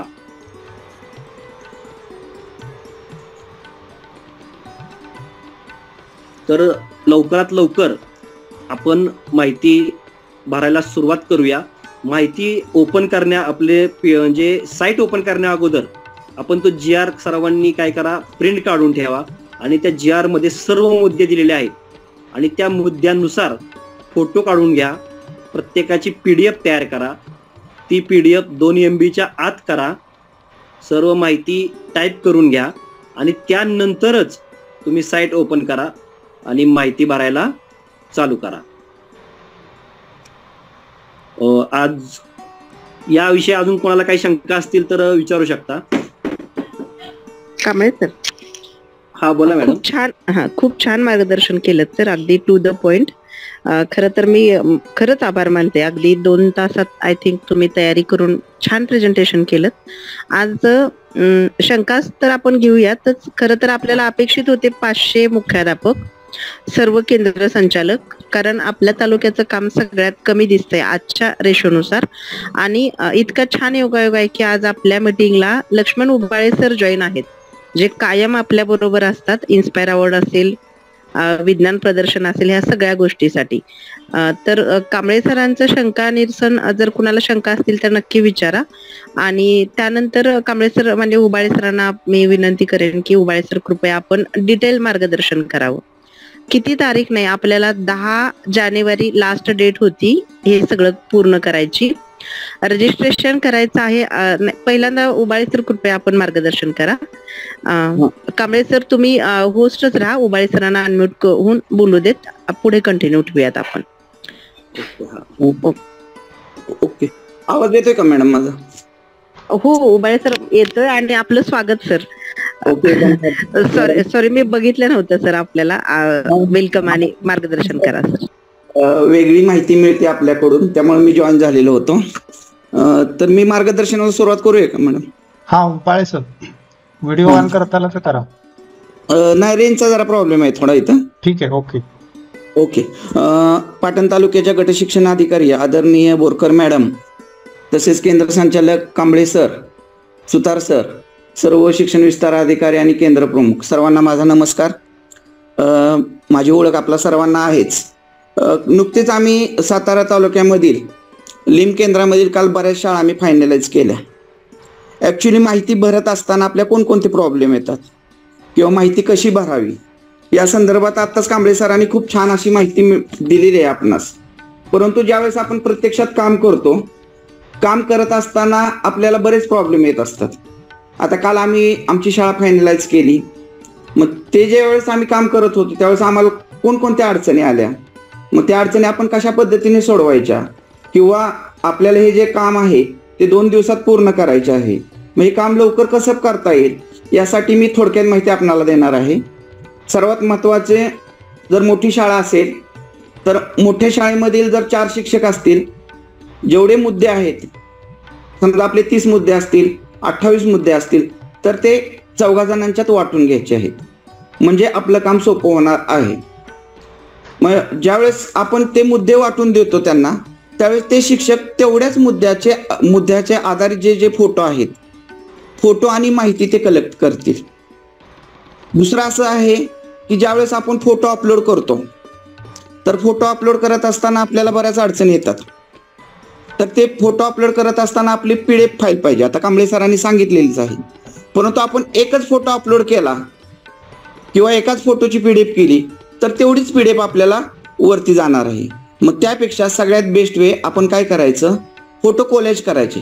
म्हणजे एखाद्या मुद्द्याचे जर फोटो 4 असतील, 5 असतील समजा, तर ते 5 फोटो तुम्ही कोलेज करा आणि ते फोटो जे आहेत, आपण हे काम कॉम्प्युटरवर केलं तर सहजरित्या सोप्या पद्धतीने होईल काम. तुम्ही काय करायचं, ज्या पद्धतीने आपण मोबाईलमध्ये फोटो कोलेज करतो ते फोटो आपण 5 कोलेज करायचे. त्याची GPG तयार झालेली असेल, ती GPG फाईल जी आहे ती वर्डच्या एखाद्या फाईल ओपन केली आपण, समजा कॉम्प्युटरवर वर्डची एखादी फाईल असते, त्या फाईलमध्ये मोकळ्या जागेमध्ये तुम्ही ती अपलोड करायची आणि सेव्ह ॲज PDF म्हटलं की ती फाईल तुमचीच PDF म्हणून सेव्ह होणार आहे. म्हणजे तुम्हाला एका फोटोच्या ऐवजी तुम्हाला 5 फोटो तिथे दिसणार आहेत. ज्यावेळेस तुम्ही फोटो अपलोड करता त्याची माहिती तिथं समोरच थोडक्यात मजकूर लिहा म्हणून सांगितलेला आहे. पण तो मजकूर लिहित असताना आपल्याला काळजी घेतली पाहिजे, कारण की त्या मजकुरामध्ये तुम्हाला फक्त डॉट आणि स्वल्पविरामच अलाउड आहे. तिथं डॅश चालणार नाही. जे सिम्बॉल आहेत, आपले अवतरण चिन्ह असतील किंवा तुमचे प्रश्नचिन्ह असतील, तर हे चालत नाही. मग तुम्हाला खूप वेळ लागतो ती माहिती भरायला, सेव्हच होत नाही माहिती. सर एकच मिनिट. दुसरं PDF म्हणजे मला काय म्हणायचं, माझ्याकडे 4 फोटो आहेत, तर ते वर्ड मध्ये मी ते फोटो घेतले आणि त्या फोटोच्या संदर्भात माहिती लिहिली आणि त्याची PDF केली. तर काय अडचण हा. आहे? नाही सहजरित्या सर ते अपलोड होते. म्हणून मी सांगितलं की 4 फोटो तुम्ही कोलेज जरी केले किंवा 4 फोटो एकाच पीडीएफ मध्ये कमी कमी साईज करून टाकले तुमच्या वर्डच्या फाईलमध्ये आणि ती फाईल जर तुम्ही नुसती सेव्ह ॲज पीडीएफ म्हणलं ना तर डायरेक्ट ती पीडीएफची फाईल होती आणि लगेच अपलोड होती ती तुमची. हा म्हणजे मला काय म्हणायचं आहे की 4 पेजवर मी 4 फोटो घेतले, प्रत्येकाची हा. माहिती लिहिली, समजा ती पीडीएफ 4 पेजेसची झाली, फाईल साईज हा. 2 MB झाली तरी चालतंय ना? तरी चालतंय तरी ना? चालतं. त्याच्यापेक्षा सर असं जर केलं तरी चालते. तुम्ही फोटो कोलेज करा. आपण कसं आहे, आपण शाळेचे फोटो 5-5 फोटो करतो आपण, बरोबर आहे की नाही? ओके. आणि तो फोटो कोलेज केलेली जीपीजी फाईल आहे की नाही ती जर वर्ड मध्ये तुम्ही पेस्ट केली तिथं आणि त्याची साईज आपण वाढवू शकतो वर्डच्या फाईलमध्ये कमी जास्त बघा बरोबर. कोपऱ्यावरती वगैरे वाढवू शकतो आणि बरोबर. त्याची सेव्ह ॲज पीडीएफ बनायची. ओके. मग ती पीडीएफ झाली की तुमची ऑटोमॅटिकली ते फाईल पीडीएफ मध्ये कन्वर्ट होते आणि ती फाईल सहजरित्या अपलोड करता येते आपल्याला. ओके. म्हणजे याच्यामध्ये काय अडचण येणार नाही. तुम्ही वर्ड मध्ये करून पीडीएफ केली तरी चालेल. ओके. फक्त साईज तुमची 2 MB आत पाहिजे आणि होतीच. पीडीएफची साईज कमीच असते. आम्ही आता काल बऱ्याच फाईल अपलोड केलेल्या आहेत, सर्वच फाईल सगळ्या मुद्द्यांच्या फाईल आम्ही अपलोड केलेल्या आहेत. मग आणखी दुसरं असं की आता सरांनी सांगितलं बघा की तुमचे वेगवेगळे जे फोटो आहेत म्हणजे परसबागेचे फोटो असतील पोषण आहाराच्या संदर्भातले, त्यातले तुमची प्रत्यक्षात बाग आहे त्याचे फोटो काढा तुम्ही. त्याचे 4 वेगवेगळ्या पद्धतीने फोटो काढले ते कोलेज करा आणि त्याची पीडीएफ बनवा. मग आणि आपलं ज्यावेळेस आपले फोटो अपलोड होतील म्हणजे पीडीएफ फाईल आपली ज्यावेळेस अपलोड होणार आहे त्यावेळेस ते आपल्याला दिसणार आहे आपण कुठली फाईल अपलोड केलेली आहे. म्हणजे त्याचं लगेच त्याच्यावरती त्या निळ्या ह्याच्यावरती जर क्लिक केलं तर आपल्याला बाजूलाच ती फाईल तिथे येणार आहे. आपल्याला दिसेल की आपण तेच फोटो अपलोड केलेत का. माझा दुसरा असा मुद्दा होता की शेजारी जी माहिती भरणार आहात 1000 पर्यंत आहे शब्दामध्ये, सरांनी आता सांगितलं की ते 500 शब्दापर्यंत आता आलेलं आहे तिथं. तर तिथं तुम्ही अतिशय थोडक्यात व्यवस्थितरित्या एक 8-7-8 ओळी जरी तुम्ही त्याच्यामध्ये टाकल्या तरी चालू शकतं. फक्त मी सांगितलेली कोणती काळजी घ्यायची आहे की त्या फाईलमध्ये तुमचे जे बाकीचे सिम्बॉल आहेत ते चालणार नाही, डॅश सुद्धा चालत नाही, कंस सुद्धा चालत नाही, फक्त फुल स्टॉप आणि सोल्फ्राम फक्त चालतो, बाकी काही चालत नाही. काही लोकांचं असं होतं की सगळी माहिती घेतात आणि ती त्याच्यामध्ये कॉपी पेस्ट करून टाकतात आणि त्याच्यामध्ये डॅश असतो मग ते चालत नाही, फाईल घेत नाही. मग तुम्ही ज्यावेळेस सेव्ह करायला जाता त्यावेळेस नॉट सक्सेसफुली सेव्ह म्हणून येतं आणि ज्यावेळेस परफेक्ट माहिती तुमची सेव्ह होती त्यावेळेस मेसेज येतो की सक्सेसफुली सेव्ह म्हणून. ज्यावेळेस असा मेसेज येईल सक्सेसफुली सेव्ह त्यावेळेस तुमची माहिती बरोबर आहे. आणखी दुसरं एक सोपी पद्धत तुम्हाला सांगतो की आपण मोबाईलवरतीच व्हॉइस रेकॉर्डिंग करतो बघा, त्या पद्धतीने जर एखाद्या मुद्द्याचं व्हॉइस रेकॉर्डिंग केलं आणि व्हॉट्सअप वेबवरती आपल्याला माहित आहे की कॉम्प्युटरवरती आपण आपलं व्हॉट्सअप ओपन करतो, तिथून जरी कॉपी करून पेस्ट केली तरी चालू शकतं. म्हणजे ती माहिती जी आहे ती माहिती आपल्या मोबाईलमध्ये सुद्धा तुम्ही व्हॉइस रेकॉर्डनं टाईपच करावं असं काही नाही, व्हॉइस रेकॉर्डिंग केली कारण तो सुद्धा फॉन्ट तुमचा युनिकोडच आहे. मोबाईलचा जो फॉन्ट आहे तो युनिकोडच फॉन्ट आहे. मग तुम्ही ती जरी कॉपी करून त्याच्यामध्ये पेस्ट केली तरी चालू शकते. सगळ्यात महत्वाचं असं आहे की आपल्या शाळेमध्ये एक मुद्दा आहे बघा, वक्तृत्व स्पर्धा, निबंध स्पर्धा वगैरे आहेत. मग अशा वेळेस काय करायचं तर एखाद्या विद्यार्थ्याचं जर तुम्ही सर्टिफिकेट अपलोड केलं त्याच्यामध्ये म्हणजे 4-5 फोटो घेतले, कोलॅज केले, त्याच्यामध्ये विद्यार्थी वक्तृत्व स्पर्धा मध्ये बोलताना फोटो घेतला किंवा निबंध स्पर्धेमधील त्याचा जर असेल तर निबंध लिहिताना निबंध स्पर्धा आपण कशी घेतो ते फोटो अपलोड केले तरी तिथं तुम्ही चालू शकतात. किंवा आपण आताच जल अभियानाचं चित्रकला स्पर्धा घेतलेली होती ते जरी फोटो तुम्ही त्यात अपलोड केले तरी चालू शकतात. म्हणजे जेणेकरून वेगवेगळ्या प्रकारच्या ज्या स्पर्धा आहेत एकच फोटो तुम्ही चित्रकला म्हणजे चित्रकला स्पर्धा टाकायची नाही, तुम्ही शाळेमध्ये ज्या वेगवेगळ्या स्पर्धा होतात त्या स्पर्धा तुम्ही एकत्र त्या स्पर्धेचे फोटो एकत्र करायचे आणि ते कॉलेज करायचे आणि तुम्ही त्या पीडीएफ मध्ये घ्यायचे आहेत आणि ती पीडीएफ मग तुम्हाला काय करायचे अपलोड करायची आहे. दुसरं असं सरांनी आता खूप सुंदर सांगितलेलं आहे कांबळे सरांनी, मूल्यांकन कसं होतं. तर आता नुसतं आपण फोटो अपलोड करून चालणार नाही किंवा आपण तिथे लिहिलेली माहिती जी आहे ती माहिती लिहिलेली आहे मग मूल्यांकन करायला येताना तेवढंच दाखवायचं नाही तर तुमची तिथे सेपरेट फाईल पाहिजे. मग त्या फाईलमध्ये तुम्हाला सगळ्या मुद्द्यानुसार तुम्ही काय करा, जे फोटो तुम्ही आता तुमच्याकडे पीडीएफ असणार आहे कारण तुम्ही ऑलरेडी ते अपलोड केलं, त्या पीडीएफचे तुम्ही कलर प्रिंट काढा, प्रत्येक मुद्दा ते फोटो आणि त्याचे डिस्क्रिप्शन तुम्ही जी माहिती त्याच्यामध्ये भरली, उलट वाटल्यास त्यात आणखी ऍड करा तुम्ही माहिती, कारण आम्ही पुढे सुद्धा अशा प्रकारे हा उपक्रम राबवणार आहे. मग आणखी जरी जास्त माहिती तुम्ही त्याच्यामध्ये लिहिली तर अशी एक फाईल तयार करायची. प्रत्येक मुद्दा, पहिला मुद्दा, त्याचे फोटो, त्याच्याबरोबर त्याची वर्ड मधली फाईल ती प्रिंट काढून घ्या तुम्ही. म्हणजे अशा पद्धतीने जर तुम्ही जर फाईल घेतली सगळं पूर्ण केली तर ते तुम्हाला फायदेशीर ठरणार आहे, मूल्यांकनाला उपयोगी येणार आहे. दुसरं असं की मी आता सांगितले ज्या विविध स्पर्धा आहेत त्या स्पर्धाचे मुलांनी मिळवलेले सर्टिफिकेट जे आहेत ती सर्टिफिकेट तुमच्या त्या फाईलला लावा, त्याची झेरॉक्स तुम्ही त्या फाईलला लावा. दुसरं आणखी आरोग्य तपासणीचं आहे. आरोग्य तपासणीच्या बाबतीत तुम्ही आपल्याकडे आरोग्य कार्ड देतात, ते कार्डचे 4-5 प्रत्येक वर्गातले 1-2-3-3-3 4-4 विद्यार्थ्यांचे कार्ड घ्या, त्याची झेरॉक्स लावा त्याला, म्हणजे आपण प्रत्यक्षात हे काम केलेलं आहे हे त्यांना दिसणार आहे. त्याचबरोबर एक मुद्दा आहे बघा, नव भारत साक्षरता अभियान आपण सर्वजण केलेलंच आहे की आपण सर्वेक्षण केलेलं आहे. मग त्याचे तुम्ही म्हणाल फोटो कसे काय अपलोड करणार, तर त्याच्यामध्ये जर फोटो अपलोड करायचा असेल तर तुम्ही जे आडवे तक्ते केलेले होते नव भारत साक्षरता अभियानाचे त्याचा फोटो काढा आणि ते फोटो तुम्ही कोलॅज करून 4 ते 5 फोटो त्याच्यामध्ये तुम्ही कोलॅज केल्यानंतर त्या वर्डची फाईल आणि त्याची PDF बनवलेली ती तुम्ही अपलोड करू शकता. सरांनी आता सगळ्यात महत्त्वाचं सांगितलं बघा की तिथं 3च मुद्दे खाली दिसणार आहेत, एक सेव्ह दिसणार आहे, नंतर फायनलाइज दिसणार आहे आणि बॅक दिसणार आहे. तर शिक्षकांना जरी आपण वाटप करून दिलं तरी आपण आपल्या शिक्षकांना विनंती करून सांगायचं आहे की तुम्ही प्रत्येक शिक्षक वेगवेगळ्या पद्धतीने माहिती भरू शकतात, की तिघांची तिन्ही पद्धती म्हणजे तिघांना ज्यावेळेस वेळ असेल त्यावेळेस ते माहिती भरू शकतात. फक्त तुम्ही माहिती सेव्ह करायची आहे आणि ज्यांची माहिती भरलेली आहे सेव्ह झालेली आहे ती दुसऱ्याला सुद्धा दिसते माहिती. म्हणजे जे जे मुद्दे आपण भरलेले आपण आता स्कूल लॉग इनला ओपन केल्यानंतर उजव्या बाजूलाच तुमची मुख्यमंत्री माझी शाळा सुंदर शाळा आहे त्याच्यावर क्लिक केल्यानंतर तुम्हाला तुम्ही भरलेली माहिती तुमची PDF फाईल कुठली अपलोड झाली ती सर्व दिसणार आहे. म्हणजे आपल्या लक्षात येईल की आपला कुठला पॉईंट राहिलेला आहे. एखादा पॉईंट सेव्ह नाही झाला तर तो तिथं लगेच दिसतो की हा ही माहिती राहिलेली आहे आपली.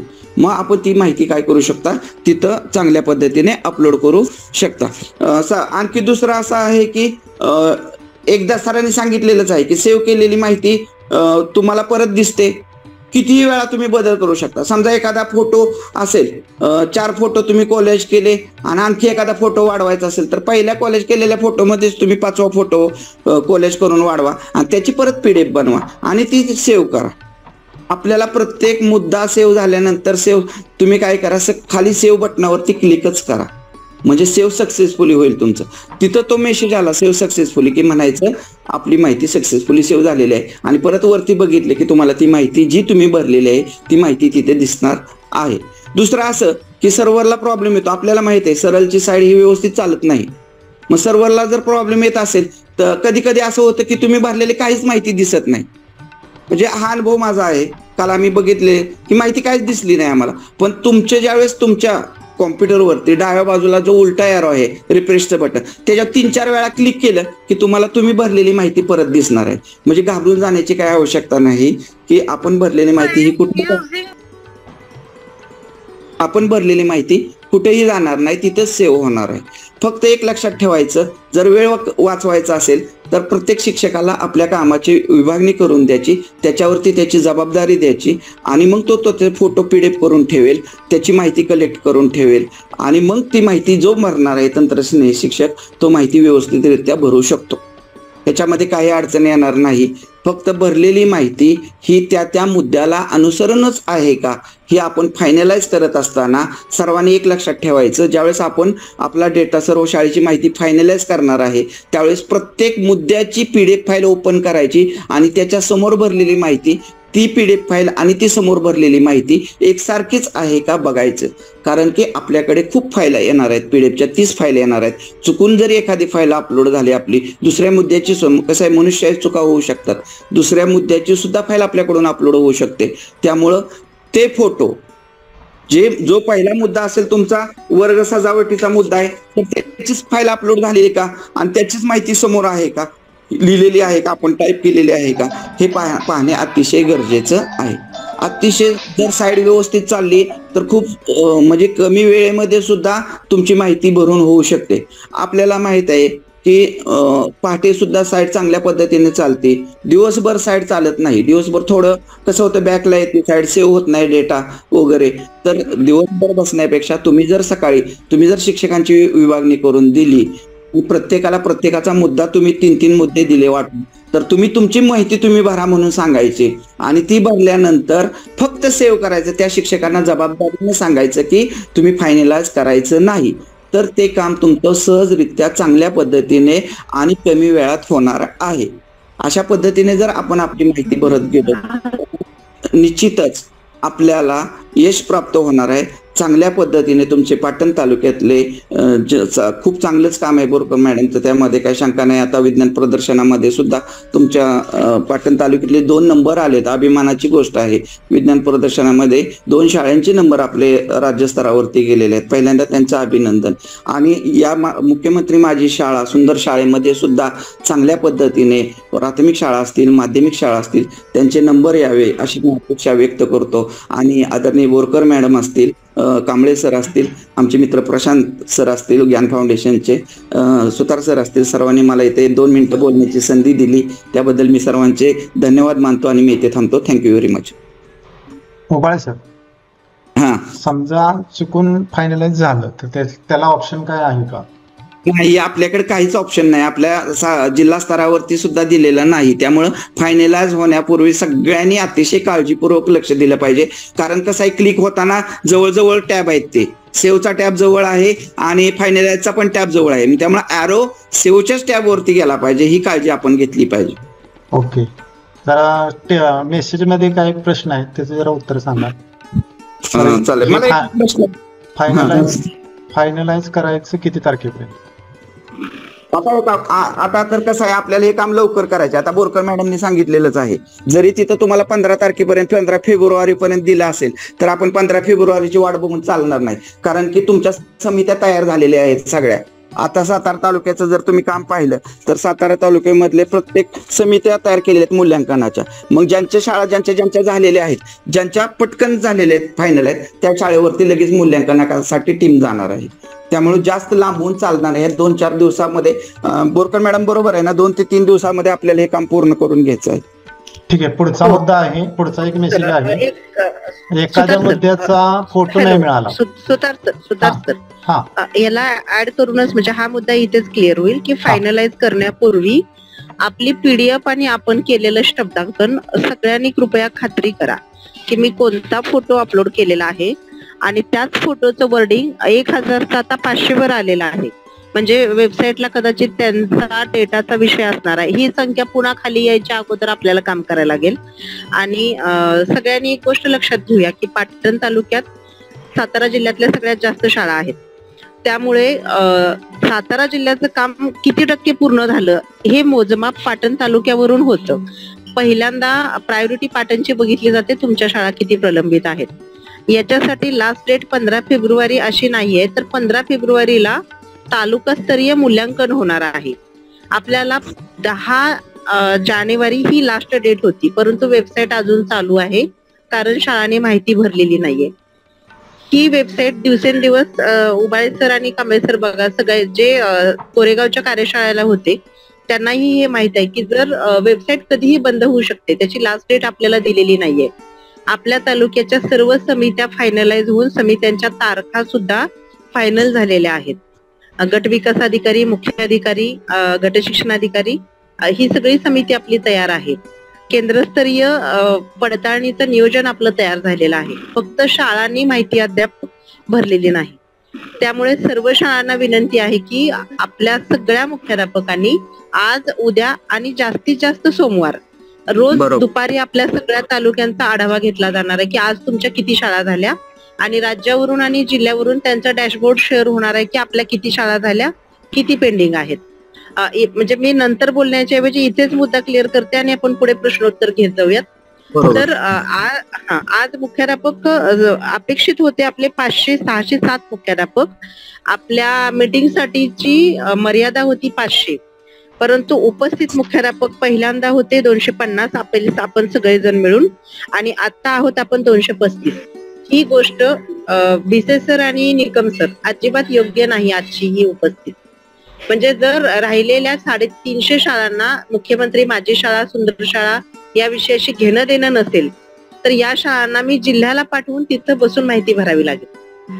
किंवा या शाळा जर मागं पडल्या, जे नेहमी होतं की आपल्या तालुक्यातल्या 100 शाळा अशा आहेत की ज्या प्रत्येक वेळेला मागं राहतात आणि त्यांचा वारंवार आपल्याला फॉलोअप घ्यावा लागतो. तर मुख्याध्यापकांना थोडंसं मी कडक शब्दातच सांगते की प्रत्येक शाळेला, म्हणजे मग ती इंग्रजी माध्यमाची असू दे, मराठी माध्यम असू दे, जिल्हा परिषद असू दे, अनुदानित असू दे, विना अनुदानित असू दे, अंशतः अनुदानित, स्वयंअर्थसहाय्यित, मान्यताप्राप्त, प्रत्येक शाळेनं आपल्या शाळेचं मूल्यांकन या पद्धतीनं करून ते वेबसाईटवर अपलोड करायचं आहे. हे करताना सगळ्यांनी याची पण काळजी घेऊया की उबाळे सर इथं आहेत साक्षीदार, की आपल्या शाळेचं रजिस्ट्रेशन आपल्या तालुक्याची खूप चांगल्या पद्धतीनं होतं, परंतु जसं स्वच्छ विद्यालयाला आपण रजिस्ट्रेशनचं पण काम केलं आणि शेवटी आपण देशापर्यंत पोहोचलो. इथे सुद्धा आपली जबाबदारी आहे की फक्त रजिस्ट्रेशन करून थांबू नका. त्यामुळे पहिल्यांदा याची काळजी घेऊया की माझ्या शाळेचं रजिस्ट्रेशन इन द फॅक्ट, मला असं म्हणायचं की नुसतं रजिस्ट्रेशन नव्हे तर पूर्ण आपला डेटा भरणं, 30च्या 30 प्रश्नांची सगळी माहिती भरून फायनलाइज करणं. हे करत असताना फोटो याच शैक्षणिक वर्षातले भरा. कोणताही फोटो मागच्या शैक्षणिक वर्षातला घेऊ नका. उबाळे सर जरा प्लीज क्लिअर करा जर माझं चुकत असेल कुठं तर. बरोबर आहे. याच शैक्षणिक वर्षातला तुम्ही फोटो घ्यायचा आहे. दुसरा असं आता मॅडमनी सांगितलेलंच आहे. आता आपला टप्पा क्रमांक 2 आहे बघा, स्वच्छता मॉनिटरचा. तुम्ही रजिस्ट्रेशन केलंय, मुलांनी काम केलंय, तर त्याचे फोटो अपलोड करताना तुमचे रजिस्ट्रेशन जे केलेलं आहे त्याचा सुद्धा स्क्रीनशॉट तुमच्याकडे असेल बघा. तो स्क्रीनशॉट आणि विद्यार्थ्यांचे म्हणजे ज्यावेळेस विद्यार्थी प्रार्थनेच्या वेळेस मुलांना माहिती सांगत असतो त्यावेळेस तो फोटो अपलोड करायचा. म्हणजे आता मॅडमनी सांगितलेलं अगदी बरोबर आहे. याच वर्षातले शैक्षणिक वर्षातले फोटो तुम्ही अपलोड करायचे आहेत, कारण की ते कोणत्याही विद्यार्थ्यांना याच्या मूल्यांकन समिती जी आहे ती समिती कोणत्याही विद्यार्थ्यांना माहिती विचारू शकतात. सगळ्यात महत्वाचं. बरोबर. पुढचा मुद्दा असा आहे की फोटो अपलोड तर आपण करणारच आहोत सगळे. त्याच्यात स्वातंत्र्याच्या अमृत महोत्सवाचे फोटो आहेत. पूर्ण सातारा जिल्ह्यातून काय म्हणता येईल त्याला, रेकॉर्ड होईल इतके फोटो पाटण तालुक्यातून अपलोड झाले होते स्वातंत्र्याच्या अमृत महोत्सवाच्या वेबसाईटवर. त्यामुळे आपल्या सगळ्यांच्याकडे ते फोटो आहेत.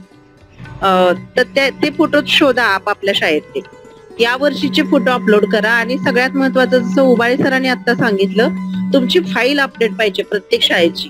कारण मूल्यांकन समिती जेव्हा शाळेत येणार आहे ती फक्त वेबसाईट वरील फोटोवरून आपलं मूल्यांकन करणार नाही. तर आपले पुरावे असले पाहिजेत, आपली मुलं बोलली पाहिजेत, आपल्या शिक्षकांना माहिती सांगता आली पाहिजे.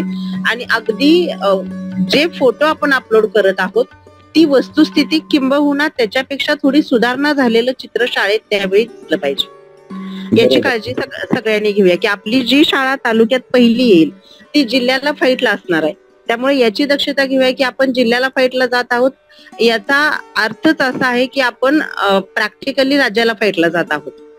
तर प्रत्येक शाळेनं हे लक्षात ठेवायचं की याच्यात वॉल कंपाऊंड रंगवलेल्या भिंतीचे फोटोचा पण पहिलाच मुद्दा आहे बघा, सौंदर्यीकरण. तर त्याच्यामध्ये तुम्ही वर्ग कसे सुशोभित केलेले आहेत, त्यात विद्यार्थ्यांच्या सहकार्यानं म्हटलंय. प्रत्येक शब्दाचा अर्थ व्यवस्थित लावूया की ज्यावेळी एखादी कमिटी आपल्याकडे पडताळणीला येईल त्यावेळी ती विद्यार्थ्यांशी बोलणार आहे की हे तुम्ही केलंय का, तुम्ही ह्याच्यात काय केलंय, तुमची काय मदत आहे याच्यामध्ये.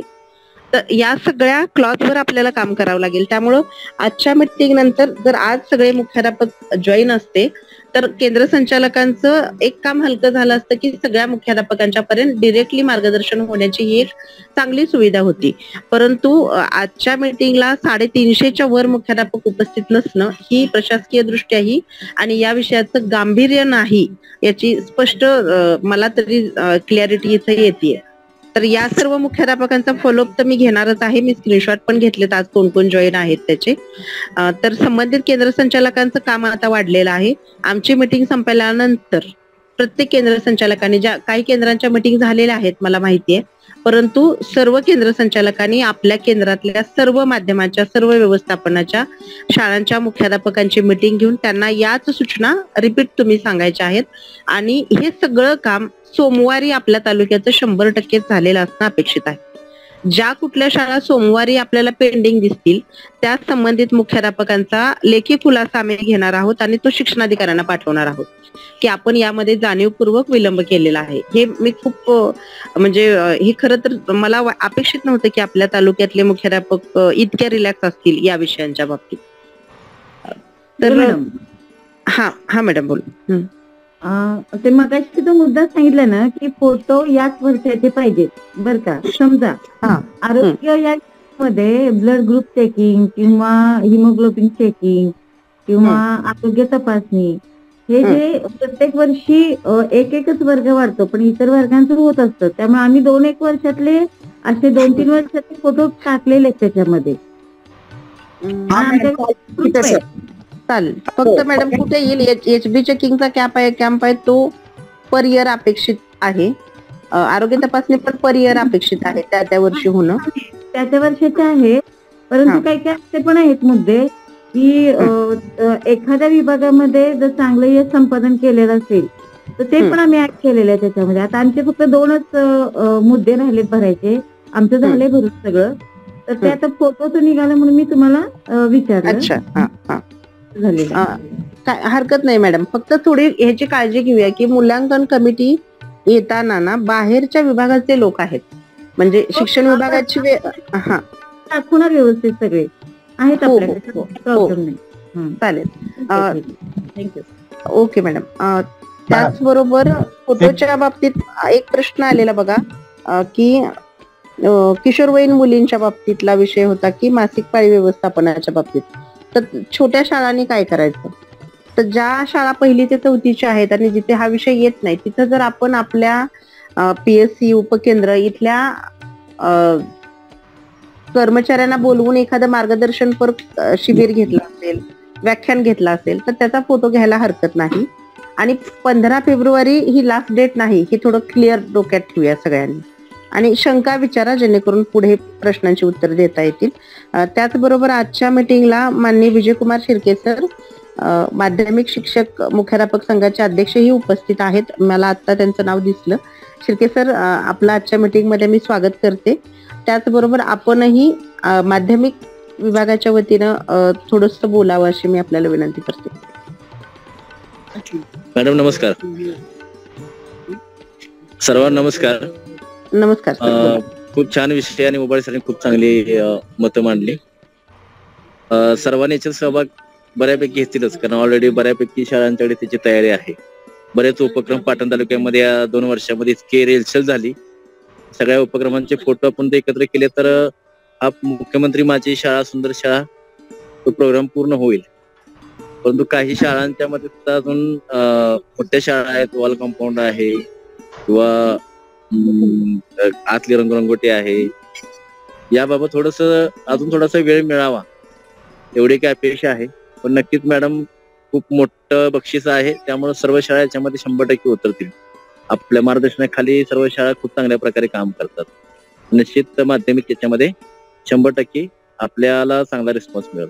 धन्यवाद. धन्यवाद सर. पाटणवर जबाबदारी आहे, माननीय खासदार महोदयांचा तालुका आहे, माननीय मंत्री महोदयांचा तालुका आहे. आपल्या तालुक्याकडे बघताना अपेक्षेनं बघितलं जातं, त्या दृष्टीनं आपण सर्व मुख्याध्यापकांनी काम करूयात. फक्त आज माननीय केंद्र प्रमुख आणि माननीय केंद्र संचालक यांचं काम वाढलेलं आहे. तुम्हाला तुमच्या केंद्राच्या सर्व मुख्याध्यापकांच्या मीटिंग घ्याव्या लागतील. माननीय शिर्के सर, मी तुमचे खरंच आभार मानते, कारण माध्यमिकचा सहभाग असल्याशिवाय हा उपक्रम यशस्वी होण्यात खरंच अडचणी आल्या असत्या, पण आपल्याकडे येणार नाही. आणखी एक मुद्दा उबाळे सर, तुम्ही पण थोडंसं क्लिअर करा की जो सांस्कृतिक ह्याच्याबद्दल होता की दुसऱ्या राष्ट्रीय एकात्मतेच्या संदर्भानं बोलतो की मी आता. ऍक्च्युली आम्ही काय केलेलं होतं की मुलांना राजस्थान निवडलेलं होतं राज्य. मग मुलांनी काय केलेलं होतं, त्या राज्याची वेशभूषा केलेली होती. त्यांच्यामध्ये जे पदार्थ आहेत ते पदार्थ बनवून आणलेले होते. त्यांचं एखादं गीत मुलांनी तिथं सादर केलेलं होतं आणि त्याचे फोटो आम्ही अपलोड केलेले होते. मग तुम्ही कुठल्याही एक राज्य निवडा आणि त्या राज्यामधले जे वैशिष्ट्य आहेत ते वैशिष्ट्य मुलांना काय करा, एखादा वर्ग घ्या आणि त्या वर्गात त्यांचं एखादी वेशभूषा करा, ड्रेस करा, त्यांचे खाण्याचे कुठल्या कुठल्या डिशेस आहेत त्या थोड्याशा बनवायला हवा आणि ते जे फोटो आहेत ते फोटो त्यांनी अपलोड करा. पण याचं एक असं आहे की ज्यावेळेस मूल्यांकन समिती येईल त्यावेळेस त्या ज्या वर्गाला तुम्ही दिलेला आहे, बाबा राजस्थान निवडलेलं आहे राज्य, 7वीचा वर्ग असेल तर ते मूल्यांकन समिती जी आहे ती 7वीच्या वर्गाला विचारणार तुम्ही राजस्थान राज्य निवडलेलं होतं, त्यांची काय काय वैशिष्ट्य आहेत. म्हणजे नुसतं फोटो पुरता मर्यादित नसून त्याचं त्यांना सांगता आलं पाहिजे, हे सगळ्यात महत्वाचं आहे आणि अपेक्षित आहे त्यांच्याकडून मूल्यांकन समितीकडून. मॅडम आभारी आहे सर. आपल्याकडे मागच्या वर्षी ओडिशा राज्य आय थिंक कोरोनाच्या शेवटच्या टप्प्यात होतं, महाराष्ट्राचं मित्र राज्य म्हणून राज्यस्तरावरूनचा प्रकल्प होता. जिल्हा परिषद शाळा नाडे आणखी 2 शाळा होत्या ज्यांनी याच्यावर काम केलं होतं. आहे का कुणी? सावंत मॅडम वगैरे आहेत का जॉईन?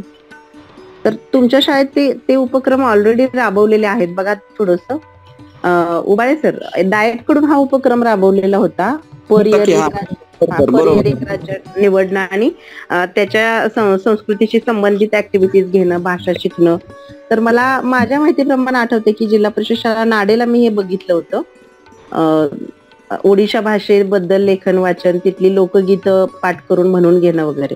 तर आपल्या सगळ्या शाळांनी असं एक राज्य निवडून त्याच्यावर काम करायला लागणार आहे की तिथलं एखादं लोकगीत असेल, एखादी सर म्हणतायत तसं. बरोबर सोनावणे मॅडम, अगदी बरोबर. एक भारत श्रेष्ठ भारत अभियान. थँक्यू पटकन सांगितल्याबद्दल. तर सगळ्यांनी थोडंसं हे मागचंही बघून घ्या आणि सर्वच मुख्याध्यापकांनी हे लक्षात घ्या की मी रिपीट तो मुद्दा पुन्हा सांगते की भिसे सर, निकम सर आणि सर्व केंद्र संचालक सर्व मुख्याध्यापकांची मीटिंग घ्या आणि याच्यापुरतं मर्यादित राहायला नको की आपण फोटो कुठले तरी कलेक्ट केले, गोळा केले, काहीतरी डेटा तयार केला आणि तो टाकला. खूप मोठी संधी आपण आपल्या हातची गमावू.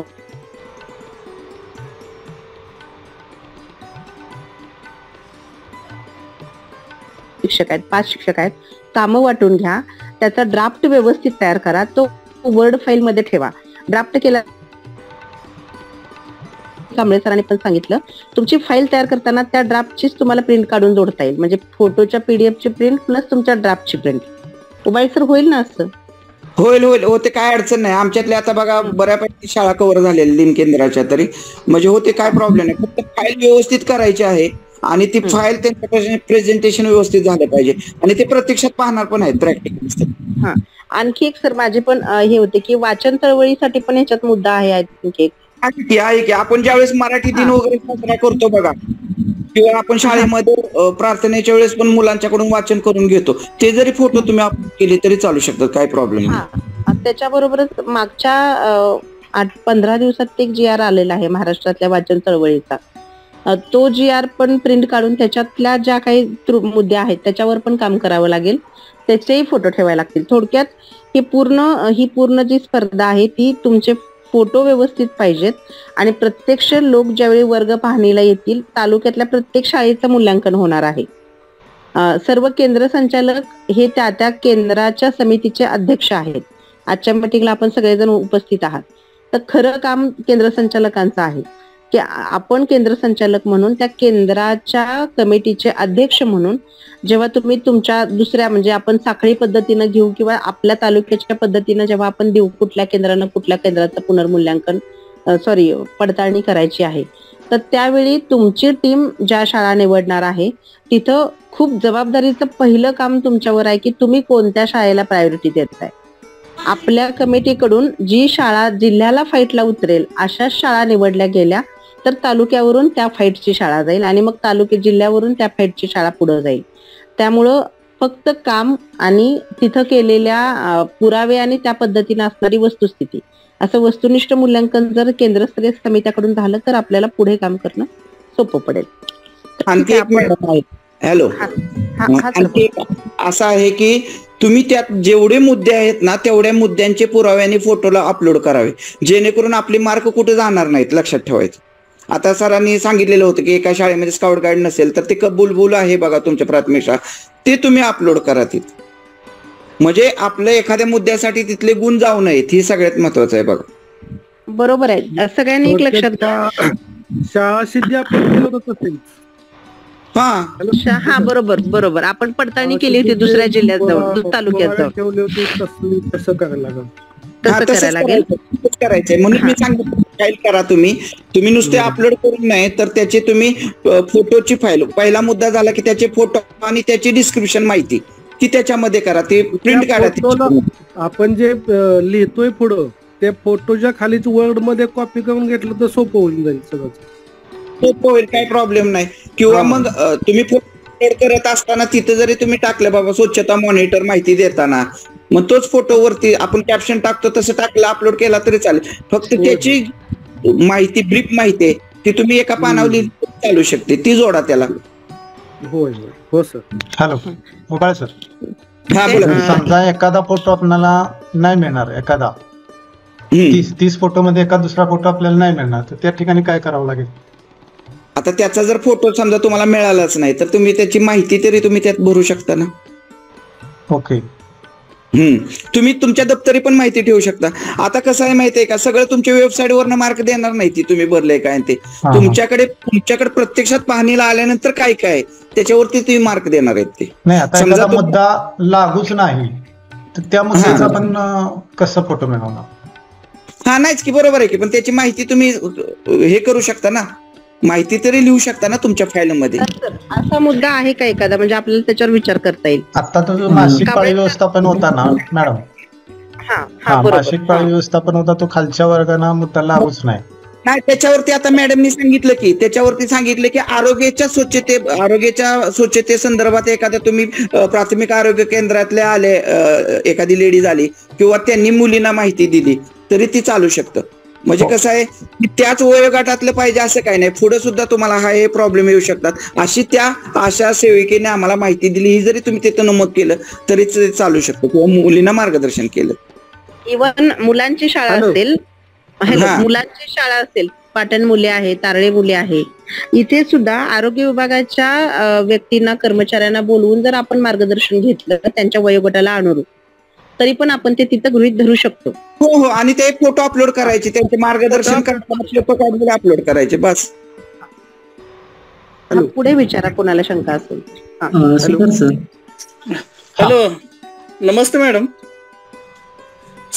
सरलवर मुख्याध्यापक नाव चेंज करायचं असेल तर काय करायचं? बर का सर, सरळवर नाव चेंज करायचं असेल तर तुम्ही तुमच्या केंद्र प्रमुखांच्या ह्याच्यामधून सुद्धा करू शकता किंवा तुमच्या तालुका लेवलवर पण करू शकता. आता ते सध्या गरजेचं नाही, कारण की तुम्ही ज्यावेळेस प्रत्येकाने शाळा ओपन केली ना तर तुमच्या सध्याच्या मुख्याध्यापकांचं नाव येतच नाही बघा, बऱ्यापैकी येत नाही, जुन्या मुख्याध्यापकांचं नाव येतात. पण आपल्याला ते महत्वाचं नाही, कारण त्याच्यामध्ये जो तुमची मुख्यमंत्री माझी शाळा, स्वच्छ सुंदर शाळा, तो जो टॅब आहे तो सगळ्यात महत्वाचा आहे, तो पूर्ण करायचा आहे. ही जी कामं आहेत ही कामं आपले शिक्षण विभाग तुम्हाला नक्की हे पूर्ण झाल्यानंतर तुम्हाला पासवर्ड वगैरे हे काय म्हणतात त्याला, मुख्याध्यापकांचं नाव वगैरे ते बदलून देऊ शकतात, काय अडचण येणार नाही. ते नावामुळे तुमचा काही प्रॉब्लेम नाही होणार याला. तलवडे सर, गुरव सरांना एक मेसेज करा. ओके ओके, बदलून होते. Okay okay. सुतार सर. हा हॅलो सर. हा बोला. हॅलो. हा झेंगे सर बोलतोय, बोलू काय एक विषय? हा बोला. उभा सर, आता सध्या बांधकाम मॅडम आपलं पूर्ण होतं, म्हणजे आपलं भिंतीचं बांधकाम आहे. तो दुसरा मुद्दा आहे इमारतीची किंवा संरक्षित भिंतीची रंगरंगोटी. बांधकाम सध्याला पूर्ण आहे, फक्त रंगरंगोटी आहे. मग त्याचा आपण फोटो अपलोड केला तर ते घेऊन आपण घेऊ शकतो का? हो चालेल सर. आता तुमचे रंगरंगोटीचे फोटो जरी अपलोड केले तरी चालतील, पण तुमचे जे तुम्ही फाईल ड्राफ्टिंग करणार आहे त्याच्यामध्ये सगळं मेन्शन आलं पाहिजे की आता आम्ही हे रंगरंगोटीचे फोटो अपलोड केलेले आहेत किंवा आमचं आता बांधकाम या वेळेस या 2-3 महिन्यात पूर्ण होणार आहे, असं त्याच्यामध्ये म्हणजे प्रत्येक सद्यस्थिती त्याच्यामध्ये मांडतो. हो, आणि एखादी फाईल आपण भरलीच गेली नाही, समजा फोटो अपलोड नाही केला आणि माहिती भरली तर ती माहिती सेव्ह होते का? होती सेव्ह, काही प्रॉब्लेम नाही. आणि तिसरा प्रश्न सर, एखादा फोटो आपण अपलोड चुकून झाला तो पुन्हा डिलीट करता येत नाही. ऐका की, त्याच्यावरती पर्याय आहे बघा. तुम्ही जोपर्यंत सरांनी, आता कांबळे सरांनी सांगितले, जोपर्यंत तुम्ही फायनलाइज करू शकत नाही, करू शकत नाही तोपर्यंत तुम्ही माहितीमध्ये बदल करू शकता. आम्ही काल तर असं केले की बघा, आम्ही मुद्दे बघितले, मग आम्हाला एखादा फोटो कमी वाटला, मग आम्ही नवीन पीडीएफ केली आणि पहिली पीडीएफ जी होती ना, नवीन पीडीएफ तुम्ही अपलोड केल्यावर सक्सेसफुली झाली की ती तुम्हाला नवीनच दिसते, पहिली व्हॅनिश होती पीडीएफ, म्हणजे पहिली निघून जाते, काय अडचण नाही त्याच्यामध्ये. प्रत्येक वेळी एक पीडीएफ समजा एखादा मुद्दा पूर्ण झाला 4 पॉईंटचा किंवा 10 गुणाचा, तो सेव्ह केला की आपलं जो पुढे जाताना आपलं सोपं पडते. हो, मग तेच करायचंय ना. मी काय सांगितलं, 2-3 जर काम घेतलं तर 3 मुद्दे जर एखाद्याने सेव्ह, आणि ते दिसतं आपल्याला सर, म्हणजे कुणी काय भरलंय ते दिसतं आपल्या शाळेला. हो, एक सर माहिती मला भेटली होती, बरोबर की चूक सांगा, एखादा मुद्दा आपल्याला उपलब्ध नाही किंवा लागू नये अशी आपण एक पीडीएफ डाउनलोड करून ठेवली तर चालेल कुठे? काय म्हटलं सर?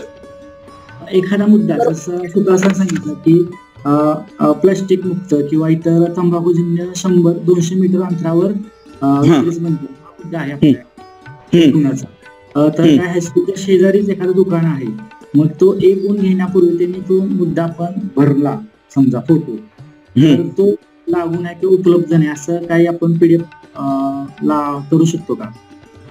एखादी ब्लँक पीडीएफ तुम्ही अपलोड केली तरी चालते, काय फरक पडत नाही. Okay, thank you sir. तंबाखू मुक्त शाळा आणि प्लास्टिक मुक्तच्या बाबतीत आहे ना, खरं तर आपल्याला कंपल्सरी त्यामुळं गुण घेण्यापूर्वी पण विचार करा. कारण नसताना गुण घेऊ नका. आपल्या तालुक्यानं स्वच्छ विद्यालयासाठी मागच्या 2 वर्षापूर्वी ज्या पद्धतीनं काम केलं होतं त्याच पद्धतीनं या वेबसाईटचं काम आहे की आपण जे फोटो अपलोड करतोय, ज्या पीडीएफ अपलोड करतोय त्याच्यावरूनच आपलं मूल्यांकन होऊन परत आपल्याला 1 नंबरच्या शाळा पुढे हे करायच्या आहे. त्यामुळे फोटो पीडीएफ अपलोड करताना स्पेशली सर आपण तंबाखू मुक्तचा विषय बोलला तो, तर प्रमाणपत्र असतील तर सर बरोबर आहे का उबाळे सर? नाही तर ते पूर्ण नाही. प्रमाणपत्र अपलोड करायचे आणि तुमच्याकडे तुम्ही जरी 200 मीटरवर बाउंड्री मारलेली आहे ते जरी फोटो तुम्ही टाकले समजा ते चालू. हा, आणि लागू नाही सर आपण असं म्हणताय ना, तर लागू नाही हे आपल्या तंबाखू मुक्तीचं आपल्याला होत नाही, तसं कंपल्सरी आहे शाळांना. आपल्या शाळा 90% शाळा आपल्या प्रमाणपत्र मिळालेलं आहे की ते अपलोड केलं तरी चालणार, ते अपलोड करा आणि ज्यांच्याकडे नसेल त्यांनी गुण घेऊ नका मग त्याची. आणखी काही शंका असतील तर विचारा. मी पुन्हा रिपीट करते, किशोरवयीन मुलींचा जो विषय होता तिथे सगळ्या शाळा आपली माहिती भरून गुण घेऊ शकतात.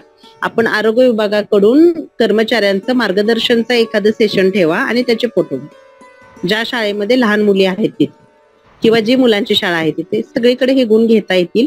फक्त एक सेशन घेऊन त्याचे फोटो घ्या सगळ्यांनी. आणखी काही बघा मुद्द्यांच्यावर शंका असतील तर बोलूया, नाहीतर मग पुढचा एक विषय आहे मग पुढे जाऊयात आपण. हा मॅडम. हा बोला. संचयी ठेव योजना जी येते नाही, मग विद्यार्थ्यांची जी खाती आपण उघडलेली असतात त्याची दाखवलं तर चालेल ना? हो चालेल की मॅडम, चालेल. त्याचबरोबर बघा आपलं NILP-चं जे सेशन होतं, आता आपल्याकडे बहिष्कार हा विषय थोडा बाजूला आहे पण त्याच्यामध्ये हा विषय होता आर्थिक साक्षरतेचा. आणि युट्यूबला एक SCRT कडून मध्ये जी ट्रेनिंग झाली होती सर्व शिक्षकांची, त्याच्यासाठीच एक सेशन आहे आर्थिक साक्षरतेचं. ते युट्यूबचं सेशन जर आपल्या सगळ्या विद्यार्थ्यांना तुम्ही दाखवलं अर्धा 1 तासाचं आणि त्याचा जर फोटो घेतला तर तो तुमचा आर्थिक साक्षरतेचाच मुद्दा आहे. प्लस तुम्ही म्हणताय तेही आहे, त्याचे गुण घ्या. आणखी एक मुद्दा बघा सगळ्या मुख्याध्यापकांनी, की प्रत्येक मुद्द्याच्या ठिकाणी जिथे त्याच्यासारखेच इत्यादी हा शब्द वापरला आहे, उदाहरणार्थ स्काउट गाईड किंवा NCC वगैरे, तर त्याच्या पुढे इत्यादी आहे म्हणजे कप, बुलबुल इत्यादी, त्याच्या सारखेच असणारे इतर ते असेल तर ते पण आपल्याला अपलोड करून त्याचे गुण घेता येतील.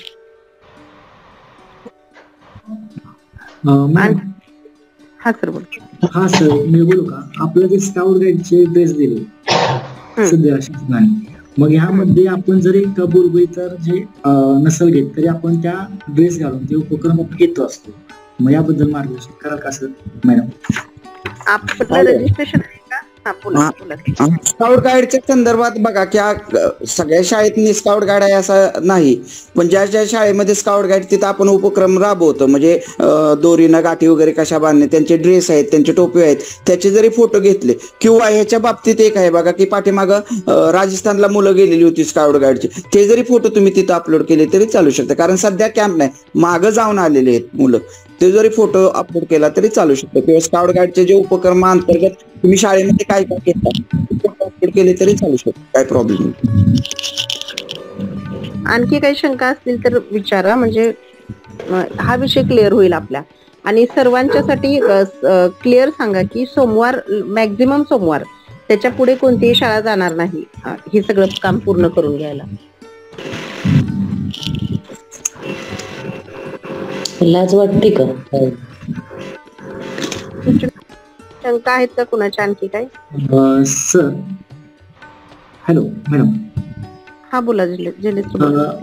एक आपलं जे फोटो आहे ते फोटो 2 MB म्हणजे पुन्हा PDF मध्ये कन्वर्ट करण्याचे शॉर्टकट काय असेल तर सर प्लीज सांगा मोबाईल मध्ये. ऐका की तुमची जर फाईलची साईज जर समजा जास्त झाली समजा एखाद्या पीडीएफ ची फाईलची साईज जास्त झाली, आपल्याला बघा प्रॉपर्टी मध्ये गेल्यानंतर लगेच कळते की तुमची फाईल किती साईजची झाली. तर तुम्ही डायरेक्ट नेटवरनं सुद्धा ऑनलाईन मध्ये रिसाईज पीडीएफ 2 MB म्हटलं समजा तरी चालू शकतं आणि ती फाईल तुमची कमी होती बघा.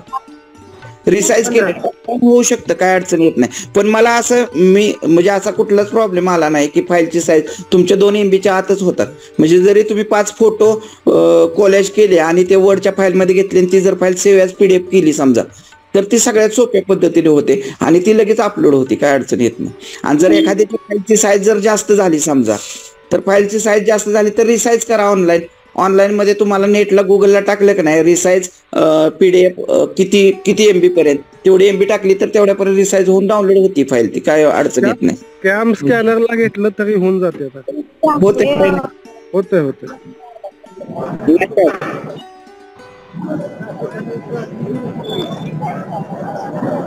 आणखी काही शंका आहेत का कुणाच्या?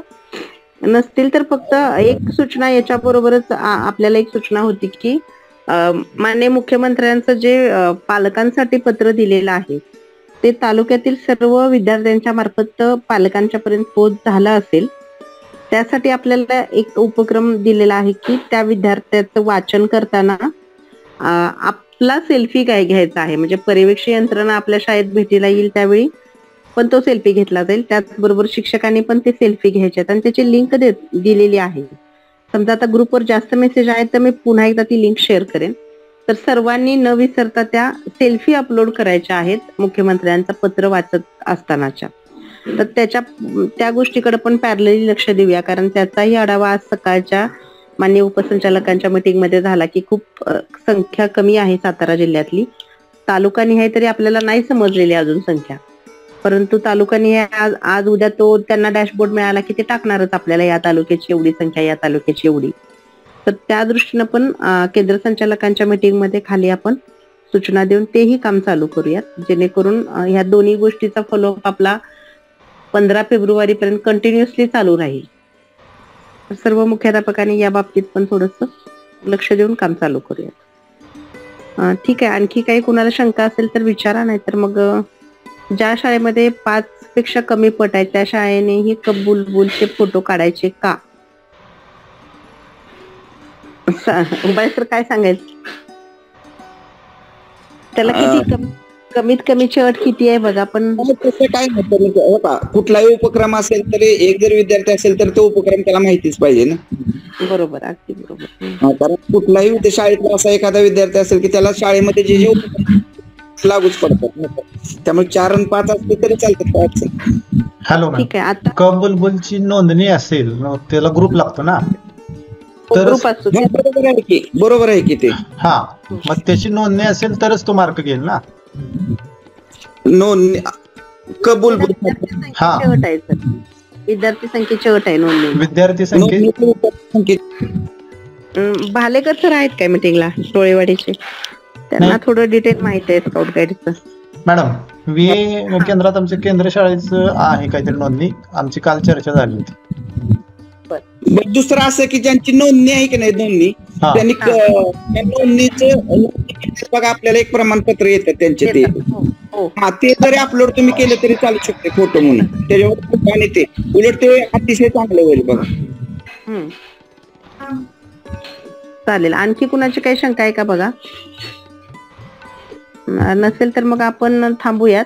कांबळे सर आणि परवाच्या कार्यशाळेला जे 26 जण होते, चाफळची टीम होती, कुंभारगाव ढेबेवाडीकडची होती, तारळेचे लोक होते, तर जे उपस्थित होते त्या दिवशी पवार सर, त्याच्यानंतर जायभाई सर होते तिकडचे, जे कोण उपस्थित होते, काही राहिलेत का सूचना बघा थोड्याशा?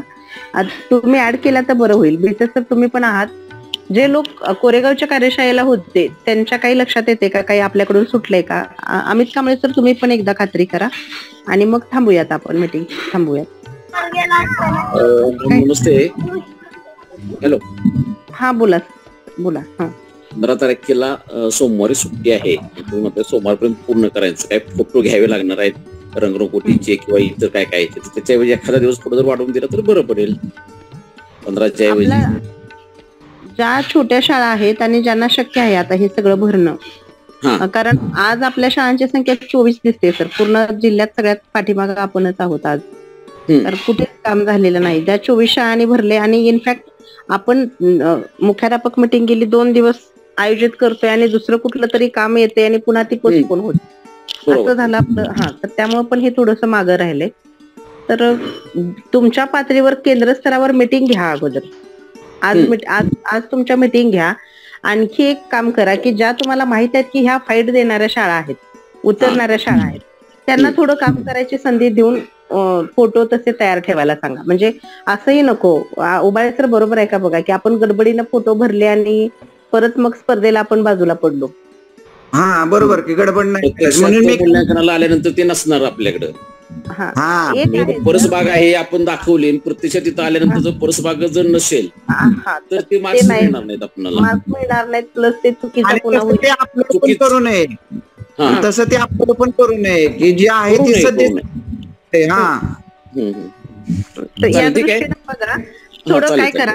ज्या मोठ्या शाळा आहेत, मला आपल्याला जास्त टेन्शन कशाचं आहे, समजा वेबसाईट आता हळूहळू स्लो होत जाणार आणि मग नेमक्या काम केलेल्या शाळा जर मागे राहिल्या तर त्यांना माहिती भरता येणार नाही वगैरे असे इश्यू येऊ नयेत. त्या दृष्टीनं कामकाज आतापासून सूचना देऊन करून घ्यायला सांगा. आणि माझ्या माहितीप्रमाणे ना आपशिंगे सर आपल्याकडे फोटो आहेत. आपल्या तालुक्यात एकही उपक्रम असा नाही की ते गेलेले नाही. जर तुम्ही HM ग्रुपचं काही डिलीट केलं नसेल किंवा केंद्र ग्रुपचं तर तुमच्या त्याच्यात भरपूर फोटो सापडतील. तर माझ्याकडेच अमृत महोत्सवीच्या जवळजवळ 100-150 पेक्षा जास्त फोटो आहेत शाळा निहायचे. एखाद्या दुसऱ्या मुद्द्याचा जर फोटो नसेल तर त्यासाठी आपल्याला एखादा दिवस फोटो चालेल. फक्त मागे कसं आहे तो आधार घेऊन मागे नका कोणी राहू.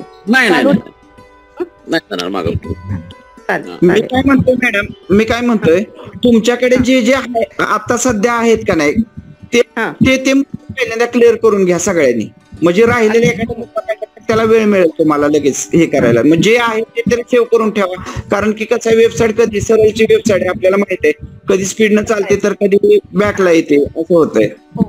आता सागर राऊत सरांनी मेसेज टाकलाय. सागर राऊत सर अगदी बरोबर आहे आपलं म्हणणं की जे आहे ना त्याच्यावर काम चालू ठेवा. म्हणजे दिसताना वेबसाईटवर आपला ग्राफ हलता राहील की इथे काम चालू आहे. फायनलाइज आपलं होईल सोमवारच्या ऐवजी मंगळवारी होईल फायनलाइज, बुधवारी फायनलाइज होईल. पण आपलं काम चालू आहे हे सोमवार मंगळवारपर्यंत चालू दिसावं लागेल त्याच्यावर. पण पुढे नका नेऊ. वेबसाईट जर एकदा हँग झाली तर काहीच करता येणार नाही. तालुका मोठा आहे, शाळा सगळ्या पेंडिंग राहतील आपल्या परत. उबाळे सर बरोबर आहे का? अगदी बरोबर आहे. लवकरात लवकर काम पूर्ण करून घेतलं पाहिजे. पूर्ण करणं गरजेचं आहे. ठीक आहे.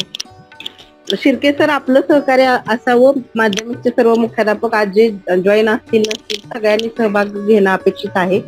आणि हे पण लक्षात घेऊया की बक्षिसाच्या रकमा चांगल्या आहेत. ज्या कुठल्या शाळा 1 नंबर 2 नंबर 3 नंबरला असतील. आणखी एक मी पुन्हा असं विनंती करेन की तालुक्यातल्या ज्या शाळांनी स्वच्छ विद्यालयासाठी काम केलं होतं किंवा ज्या शाळांच्या मध्ये आपल्या जिल्हा परिषदेचा जो उपक्रम आहे आदर्श शाळा, स्वच्छ शाळा, काय नाव आहे ते, स्वच्छ सुंदर उपक्रमशील शाळा, याच्यामध्ये ज्या शाळांनी भाग घेतला होता त्यांच्याकडे बऱ्यापैकी याची बेसिक तयारी आहे. इतर शाळांच्याकडे पण आहे. त्यामुळे जे आहे त्याच्यावर आपण सगळ्यांनी काम चालू करूया. निकष काळजीपूर्वक वाचा सर्व शाळांनी, सर्व मुख्याध्यापकांनी. नेट कॅफेवर जर आपले कुणी मुख्याध्यापक माहिती भरत असतील तर कृपया तज्ज्ञ माणूस शेजारी बसवा. जसं उबाळे सर म्हणाले असं होण्याची दाट शक्यता आहे की ज्या विषयाची PDF जिथे अपलोड करायची आहे त्याच्याऐवजी जर दुसरीकडे अपलोड झाली तर आपले सगळे गुण जाणार आहेत. त्यासाठी मॅडम त्याला नावच देणे आणि तो नंबर देणे. बरोबर बरोबर नावच देणे. दुसरं असं आहे की तुम्ही नाव तुमच्या तिथं अपेक्षित होतं नाव तिथं दिलेलं आहे, पण ज्यावेळेस तुम्ही अपलोड कराल ना त्यावेळेस नंबरच येतोय त्याच्यामध्ये. एवढाच नंबर, पहिला मुद्दा, दुसरा मुद्दा, तिसरा मुद्दा, पहिल्या पॉईंट एवढंच येते, तिथं नाव येत नाही तुमचं. तो नंबर बी टाकायचा की सर आपण. आम्ही तसंच केलंय. तो नंबर टाकल्यामुळं कुठला कुठला शोधायची गरज नाही. नंबर आपल्या समोर ती प्रिंट आणि शाब्दिक वर्णन. बरोबर. खैरे सर आहेत का सर तापडचे? खैरे सर आपण असं तर जरा अनम्यूट होऊन फक्त 1-2 मिनिटं स्वच्छता मॉनिटरवर सांगा, कारण मला वाटतं इथं 1 का 2 गुण आहेत. आणि त्यानंतर अजित पवार सर तुम्ही पण काहीतरी सांगणार आहात, तुम्ही पण बोला. अमित कांबळे सर तुम्ही पण थोडंसं शेवटचं काय असेल ते एकदा समराईज करा आणि आपण मग मीटिंग थांबूया. प्रल्हाद खैरे सर आहेत का? मॅडम स्वच्छता मॉनिटरसाठी 10 गुण आहेत. स्वच्छता मॉनिटरला 10 गुण आहेत. सॉरी तर म्हणूनच विचारते, प्रल्हाद खैरे सर आहेत का किंवा दुसरं कुणी आहे का जे स्वच्छता मॉनिटरवर झेंडे सर?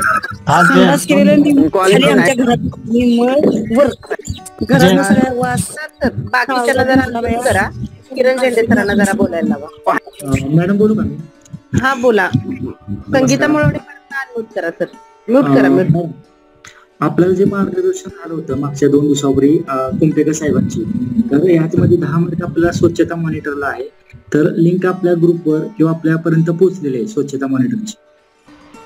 सर्व तालुक्यातील जे त्यावेळेस स्वच्छता मॉनिटर होती ट्रेनिंगला. हॅलो, आवाज येतो मॅडम? हा येतो आवाज येतो.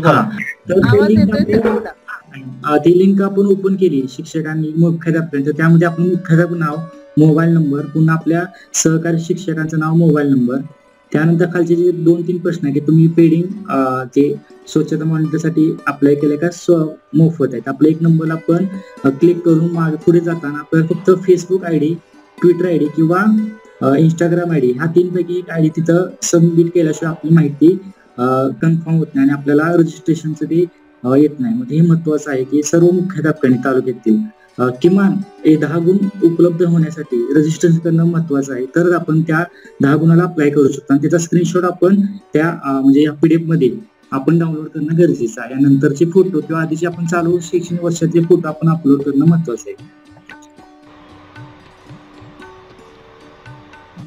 हॅलो मॅडम, सुतार सर. हा बोला.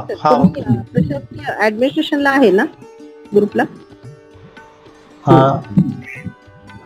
झेंडे सर आहेत का प्रशासकीय? नाही का नसेल?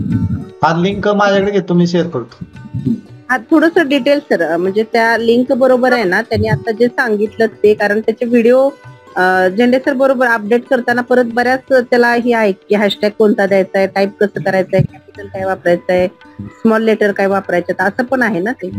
हो, आपल्या काय केंद्राच्या ग्रुपवर आपण प्रत्यक्ष फेसबुक आयडी कसा अप्लाय करायचा किंवा काय त्याचा एखादा व्हिडिओ आहे का? हा पाटणकर मॅडम आपल्या शाळेनं केलं होतं.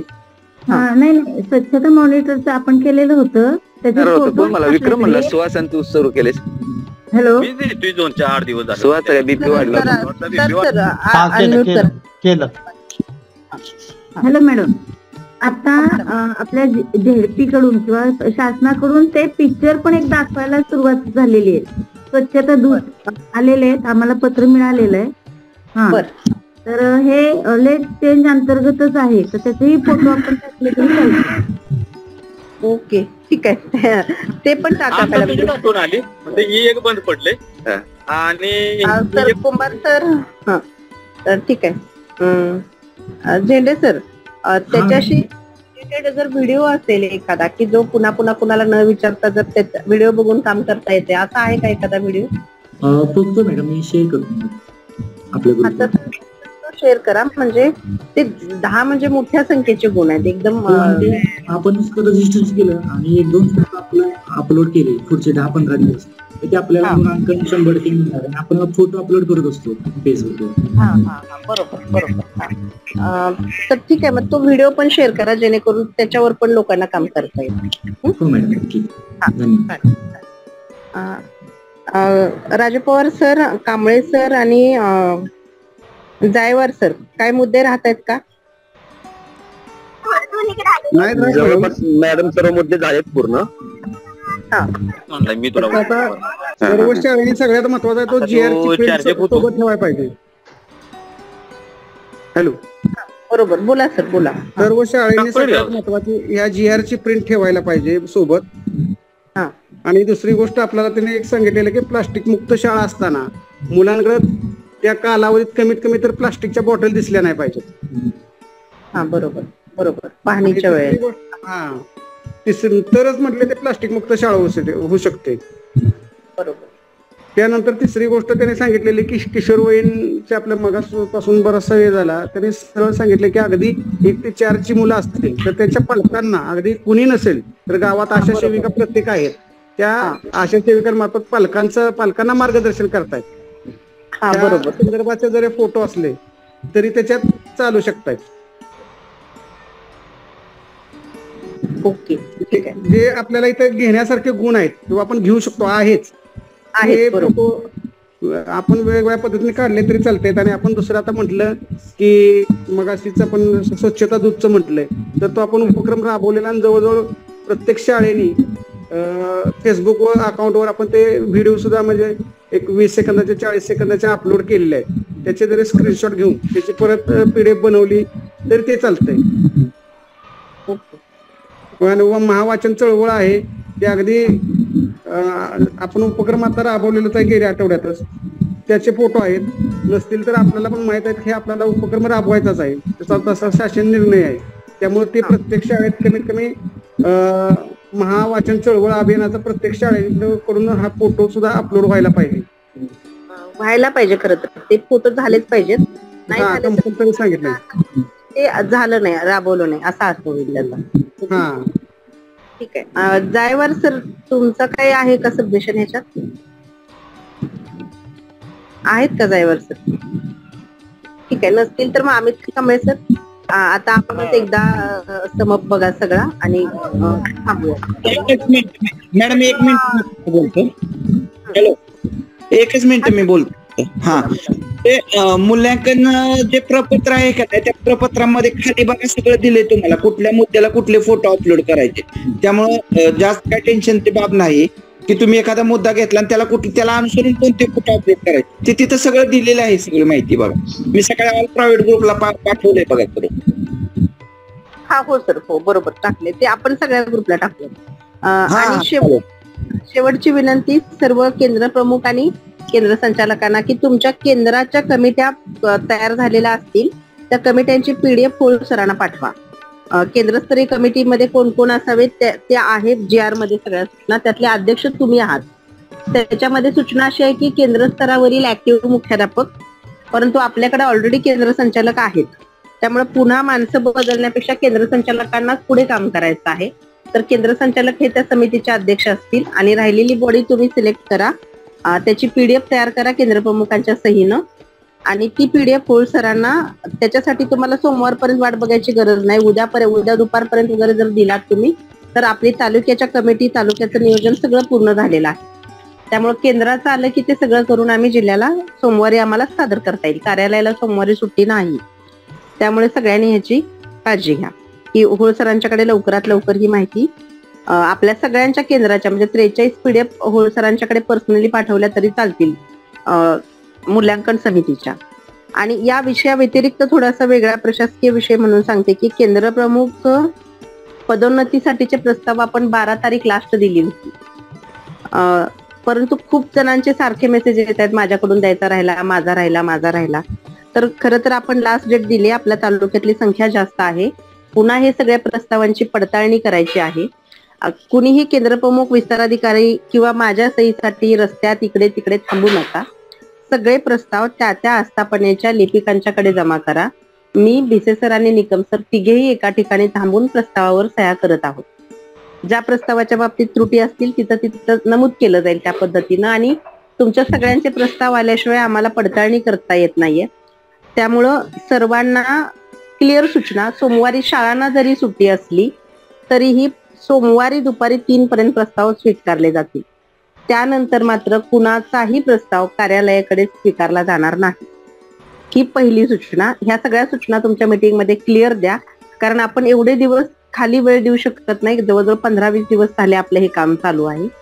दुसरा विषय असा आहे की या 15 दिवसात ऑफिसमध्ये येणाऱ्या शिक्षकांचं प्रमाण खूप मोठ्या संख्येनं वाढलेलं आहे. ही बाब थोडीशी चुकीची वाटते अलीकडे की एवढ्या मोठ्या संख्येनं शिक्षक रजा काढून ऑफिसला येत आहेत का? ऑफिसमध्ये 3-3, 4-4 तास शिक्षक बसलेले दिसत आहेत क्लार्क लोकांच्या बरोबर. तर आपण कांबळे सर, उबाळे सर आणि बाकी सगळी टीम मीटिंग थांबूयात का? चालेल की. ओके. आजच्या मीटिंग साठी मुख्यमंत्री माझी शाळा सुंदर शाळा या कार्यशाळेत. मॅडम. हा सर, बोला बोला. पटाची शाळांची लिंक भरण्यास दिलेली, तर किती पटपर्यंतच्या शाळांनी ती लिंक भरावी? सर मला मीटिंग संपल्यानंतर फोन करा, मी सांगते. ठीक आहे. तर आजच्या या कार्यशाळेसाठी उपस्थित असणारे माननीय सर्व माझे सहकारी निकम सर, माननीय भिसे सर, माझे सन्माननीय सर्व सहकारी केंद्र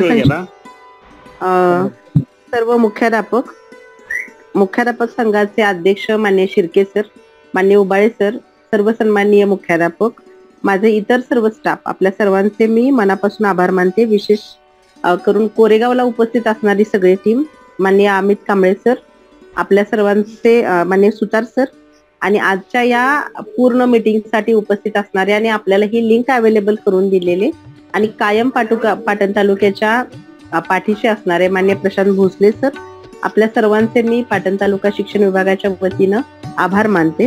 आणि आपली आजची मीटिंग इथं संपली असं जाहीर करूया. आपापल्या केंद्राच्या